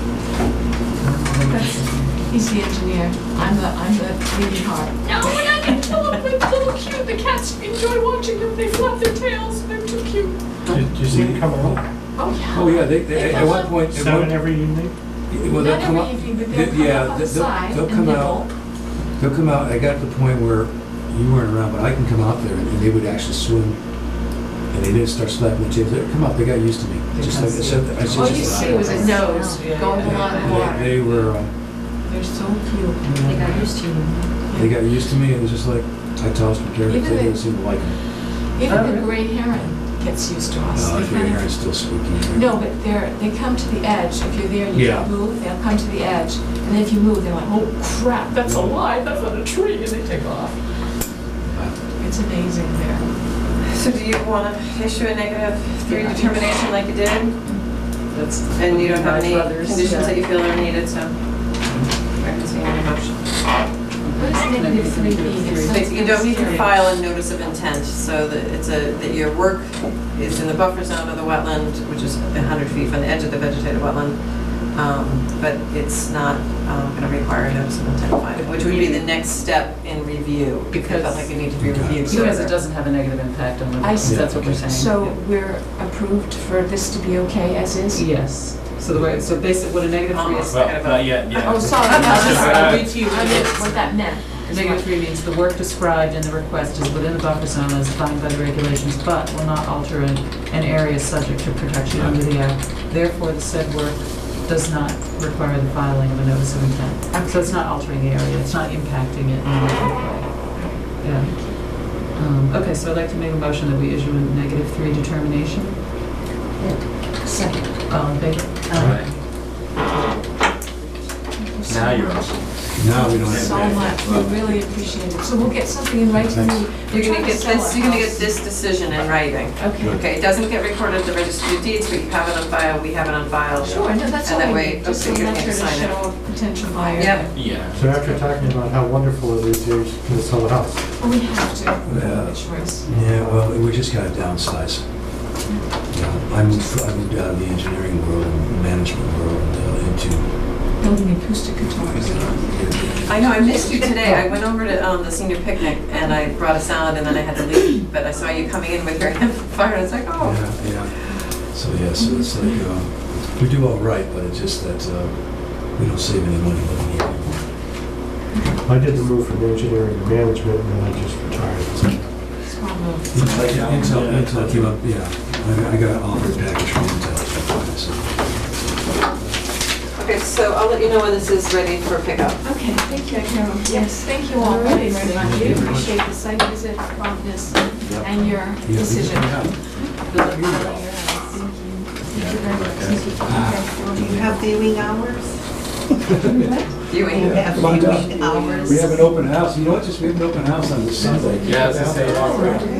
Okay, so we have one more person plus our. We love it. It's beautiful back there. It really is. So we are on Boy Scouts. This is one I read. Is this it? Yeah, it's on. Yes. Rick Rope. Beautiful. Are you Rick? I can't remember. No, my name's Dale Blue. Oh, okay, you did the present.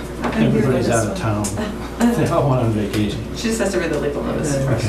Bolton Conservation Commission will hold a public meeting under the provisions of the Wetlands Protection Act and Riverfront Act and under the Bolton Wetland Bylaw to consider a request for determination of applicability filed by Rick Ryapel for Knox Trail Council, BSA, for the cutting of invasive and native brush and trees on the shoreline of Little Pond off 129 Hudson Road. Correct. What we're looking to So do Dale, can you is say, I'm sorry, can you give me your name one more time for the Dale record? Blue. Blue? B-L? B-L-U-E.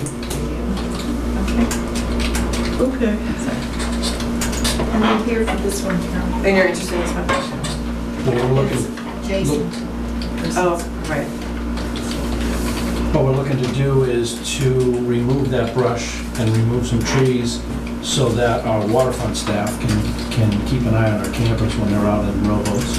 There's an area that when you're sitting on our tower and you're looking to the north and to the south, you can't see these kids around because of the trees and the brush. The brush is invasive, it's been growing up, I don't know how long it's been growing there, I just came on board in May, on the 1st of May, so that we can't even see our fishing dock. So we want to know that these kids are still on it, or they're still in the boats. But they're invasive species, what kind of? I don't know exact, someone said they were Japanese bamboo, you know, so obviously it's a fast grower. How big is the area that you want to clear? From the tower going toward the fishing dock is about 60 feet, and going the other way is almost 100 feet. And the other way, there's some trees involved as well.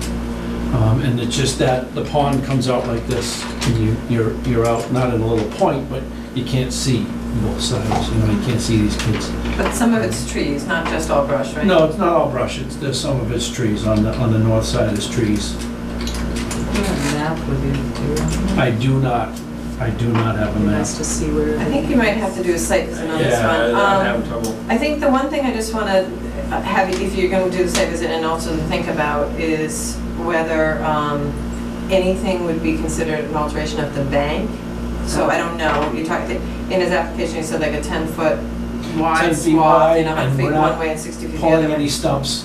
We're Right. just cutting them about 6-7 inches from the ground. It's not an area that we're gonna do any, I said do any improvements, and here we are cutting trees, but we're not gonna, you know, put any kind of mulch or anything like that. We're cutting it, and then we're gonna keep it down, because, Leave all the stuff there. and leave all that stuff there.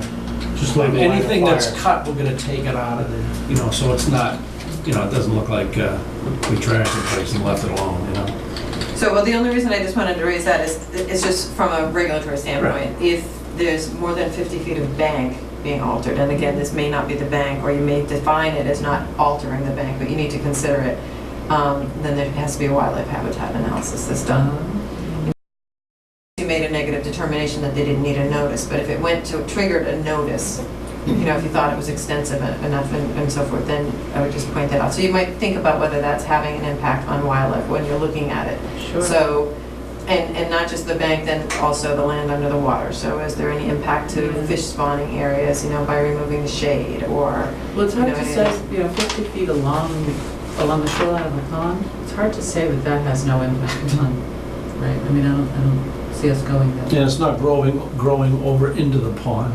I think without looking at it, I would That's know it, yeah. whether or not Gotta it's having see. any, So, whether it's what the resource is. So I'm not sure what the resource is, you know, but that's why I'm saying, is the resource just buffer zone, and I don't mean just, but buffer zone and adjacent upland resource area, or is it part of the bank, you know, the actual area that you would define as the bank and the trees that are on it or something? I mean, the trees may be set back, and so they're not like right on the bank. But even if it's just resource area but not the bank, how could clearing 50 feet in length be a negative determination? Well, I'm not 50 sure feet that, of I mean, bank. without looking at it, I don't know definitively, because maybe they can, again, I get their point of wanting the sight line, but there, maybe with some of the trees, maybe there's limbing that could be done, and the whole tree doesn't have to come down. So at this point, Right, but I don't know, that but, would be saying that but under the, so, they're not. there may be an impact, and you may decide a notice of intent is needed. And, but I'm just saying some of the things to think about when you're looking at it is whether or not there's bank alteration or land underwater potentially, and not just the adjacent upland. That's all I have. And what you're talking about is, it's kind of, you brought up a point, we have a maintenance committee. So our maintenance committee said, you know, the trees that I'm talking about taking down, you can't take those trees down, they're beautiful. Well, your son and your daughter aren't in those rowboats. We're not taking trees down because we don't like the trees. If we could actually work together with the trees, we would do that. But we see that there's no way that we can actually keep an eye on these kids without those trees. And we're you not know. saying, I'm just not sure that the reason is relevant to, I mean, we just have to look at whether there's an impact on a wetland or not, regardless of the reason that you're taking the Well, trees. if safety is an issue, it can affect our Right, decision. from the commission standpoint, you have to just look at the regulations. I guess I would just say from your standpoint, I mean, some ways you might look at minimizing it would be, you know, can they limit, can you have additional stations? Can you have another spot, you know, where there's a guard and, you know, that would give better visibility? Again, I know they came in for the tower, to put in the tower, so you just built the tower. Right. But again, we didn't look at that, you know, as to whether that's the best spot for it in terms of visibility of the lake. You know, so just where the commission has to really focus on the wetland aspect, and you're looking at the safety aspect, just, you might need to think, are there some other things that, you know, if we can't take all of those trees down without making an impact, you know, there's some other things that we could do, like the limbing, you know, Sure. or, I don't know, what again, without looking at it, if there's some other thoughts. Do you have somebody out there in the boat now? You know, camp's closed currently, Oh, okay. but for any year? Yeah, yeah. Oh, okay, yeah. all right, so Last there Friday isn't an was the last urgency issue here. Well, it was at the beginning of the year, it was an urgency problem, but we couldn't get here till now. There was no way that could happen. You guys, the meeting process and what have you wasn't available for us to do this that soon, or that quickly. Well, when, honestly, when you came in with the tower, nobody brought it up, so, I mean, they did Yeah, come in just correct. not long ago, so. Right. I mean, it must not have been brought to everyone's attention at that point, but. So, if a visit is necessary, that's not a problem. And I'm sure that, you know, when you come over, I'll be there to meet you, and we'll make a time and a date if you want to do that. We can certainly do that. Okay. No problem. So are people able to go this Sunday morning? Yes. I don't think so. Oh, you probably not. Not after Friday morning. Well, our next meeting's September 9th, so you've got Labor Day weekend after that. And then I think one more weekend before the 9th, the 7th, 6th, the Yes. 7th. Yeah. Maybe it is better to delay it so that we'll remember it when after the meeting. Sometimes That's an I don't issue. demand The 7th wouldn't be a problem. We've got an event on that weekend. They'll be cleaning up from that event on the overnight camp across the Yeah. pond. So I can be available on the 7th without a problem because I'm gonna be there that weekend. I'll Okay. be spending the weekend there, so that's not a problem. So anytime on the 7th, if that's the date that you That's want a- to use, That's a Sunday? that's Yeah. fine with me. I mean, it sounds like you're doing Sundays and that's fine. That's not a Sunday the problem. 7th, was that it? Yeah, Yeah. And Martha's, I got a question for you. yeah. too. Martha, what was your I'd like to question? ask the gentleman what the total frontage of 129 Hudson Road is to the pond. You have to ask the hard questions. I do not know that. I do not know Is that. there any land between 111 Hudson Road and 129? Or is that a direct abutment of 111?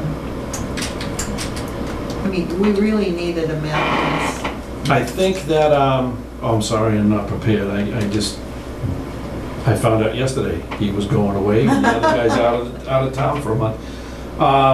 So maybe you'll have a map then when we have We the can- site visit? Yeah, and our property, we own all the way around except one space, 25 feet of property, all the way around the pond. Okay? So the Except for that one 25 feet space. must be the person's park, right? The That's town longer property? than 25 feet. Well, no. Or is there I'm not no- exempting that. I'm not calling that 25 feet. I'm Oh. saying from that property all the way around is, I was told we own 25 feet back if it's not Oh, exactly you our own property. back 25 Back feet from all the around. pond all the way Oh, around, okay. 25 feet except that one space that's next to 129. And is this, no, I'll go to this, I'd like to go to the site visit too. Is that Martha's with the Historical Commission and also, but she thinks she's here representing the Friends of Persons Park, Okay, which is in a butter. okay. Well, the town's the abutter, but she's one of the friends.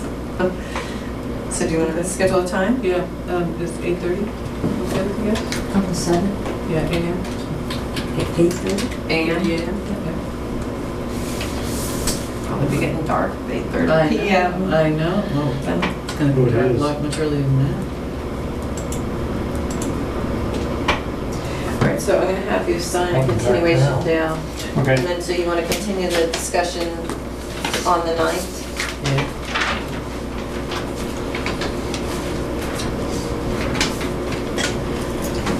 And are you keeping good track of where we are, or do I need to look it up in the notes? I think so. We're on the 9th, so we had 8 PM was Pace. Okay. 8:30? On the common driveway? Yeah. Or 8:15? I'm just going to draft the order. Longer than what we I was gonna say, the driveway should go fast, but. And it was only Mr. Judd, I don't know who came, so I don't think this All will be right, like. 8:15? Let's It's try. taken a year so far. I know. Yeah. This is just a request to continue it to that date and time. Okay,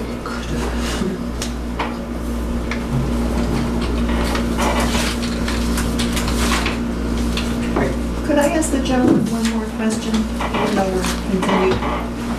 Where 129 is, was there older Boy Scout property between 129, where that old garage is and everything, and the stone wall where Persons Park is, or did 129 directly abut the stone wall for Persons Park? I'm gonna say that I think it directly abuts that. Okay. And then, and the area that we're looking to remove the invasive weeds doesn't go all the way over there, because we didn't want to go any further than that.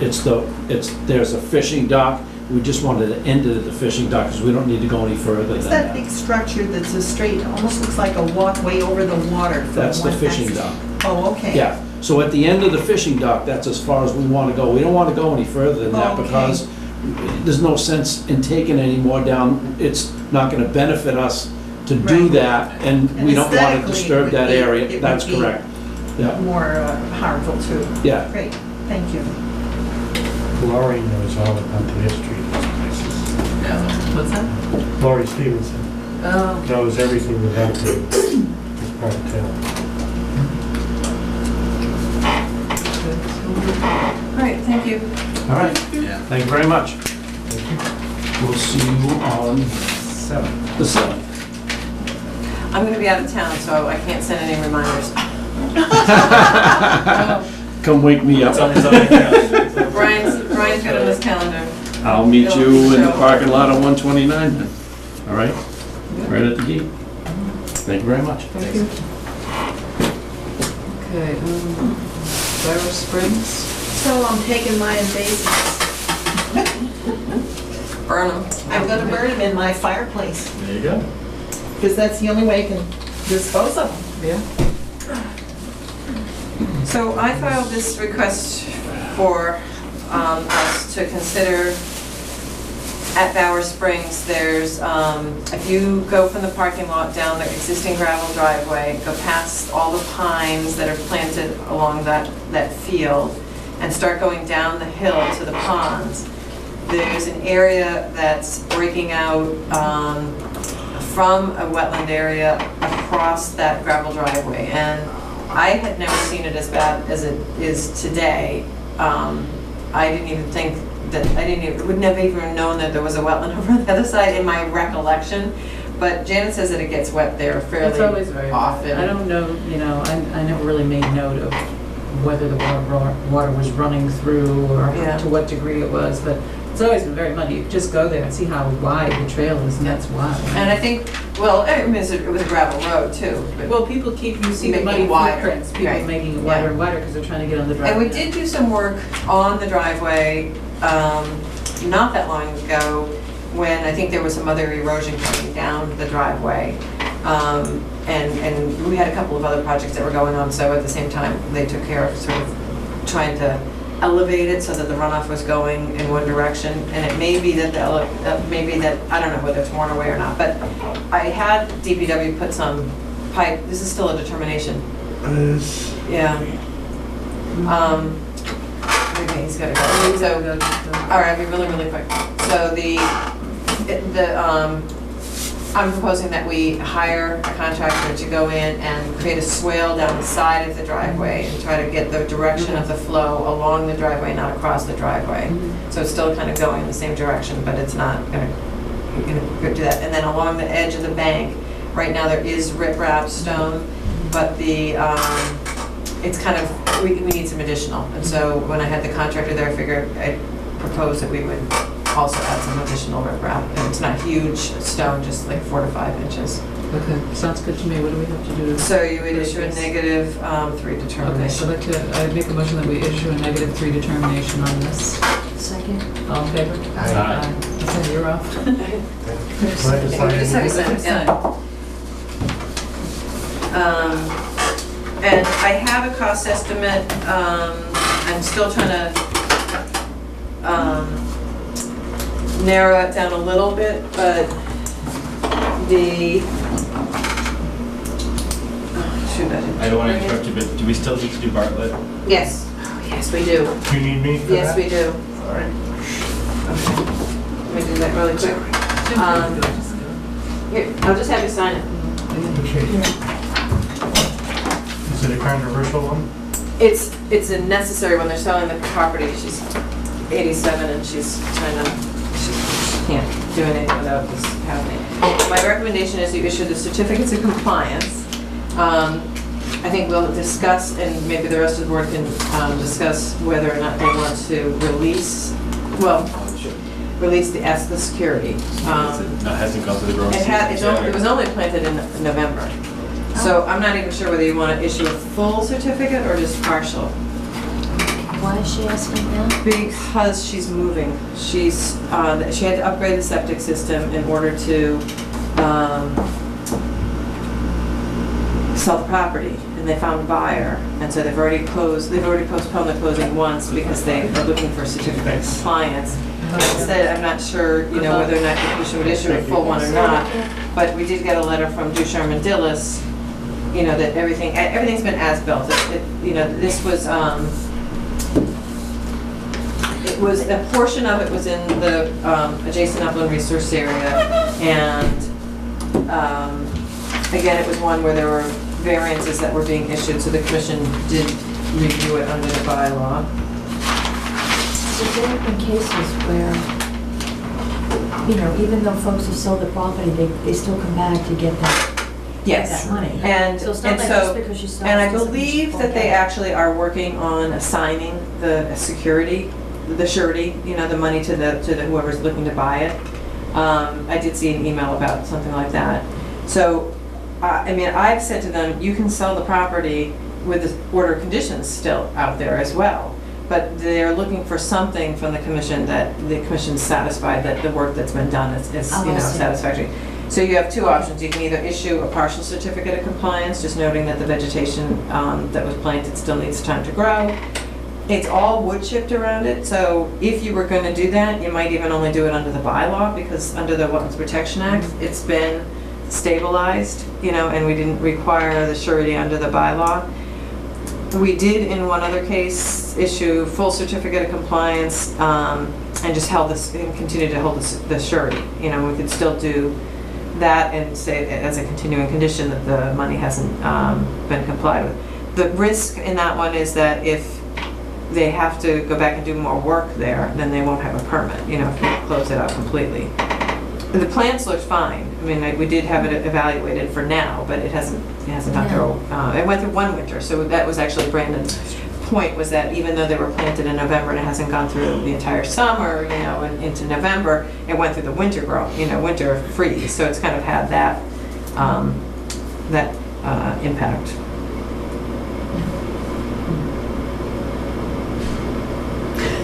Yeah, I could be convinced either way. And well, now I'm hearing that too, because I do remember Brendan talking about that. It did make it through the winter. Yeah. Yeah. Yeah, he's good. Well, he's got some pictures of it. There weren't a lot of the bushes, but it did go, well, there's some close-ups. There weren't many blueberries left when we got there, but there was still, you know, they looked healthy and decent, and again, it's all mulched along the edge. They have not, they think they were in the process of having the silt fence and the erosion controls removed. They had not been when I did the site visit. But was everything else in compliance with the orders? Yep, I mean, as-built is exactly as-built, you know, there wasn't any change at all from the plan. Well, I guess there was a little bit outside of our jurisdiction just for the location of the tanks. So it's a question of the surety. Right, that's the only thing that I have an issue with, but I would be okay to say that, you know, you satisfied the conditions. just like the- So we won't release the surety, but we'll issue the certificate Right, of and after compliance. 1 year, then we would do that, Okay. which is just a few months. Yeah, so in November, they could come back for the first year, and then, second year. Okay, so why don't you do? My brain's turned off, I'm sorry. I'm hard to pay Let's attention. see, I make a motion to approve the, to issue the order of conditions for. Certificate of compliance. Certificate for compliance for 182 Morse Road, with the stipulation that the surety will be released after 1 full year growing season, which would be Considered to be released. considered to be released, and that would be November of this year. And I would also just suggest that it not be issued until we know that the erosion controls have been removed. And the erosion control should be removed. Also. Second? Oh, second. All in favor?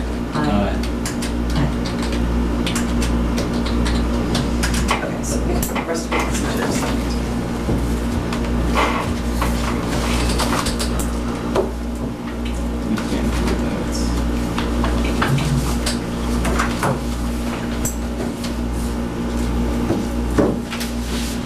Jim looked extremely uncomfortable. I know, I'm Walking sorry about out. that. He was the way he was Bent over. bent over. No, it's not your fault, I was No, just no. pointing out that. Did a huge job for us. Yeah. So just while that's going around, I'll just quickly say that the Fifeshire Dam work has been proceeding very well in this last phase. Maria came out a couple of weeks ago, maybe, to take a look at it. And since then, they've finished all the pouring of all the cement and the dam itself.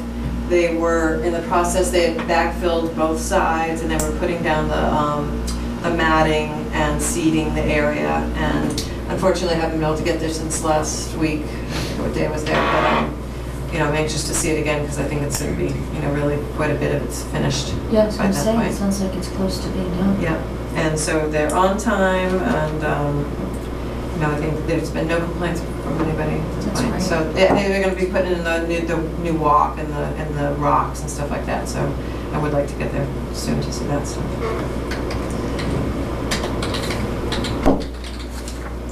Let me just see if I had any other announcements I needed to make. Let's see.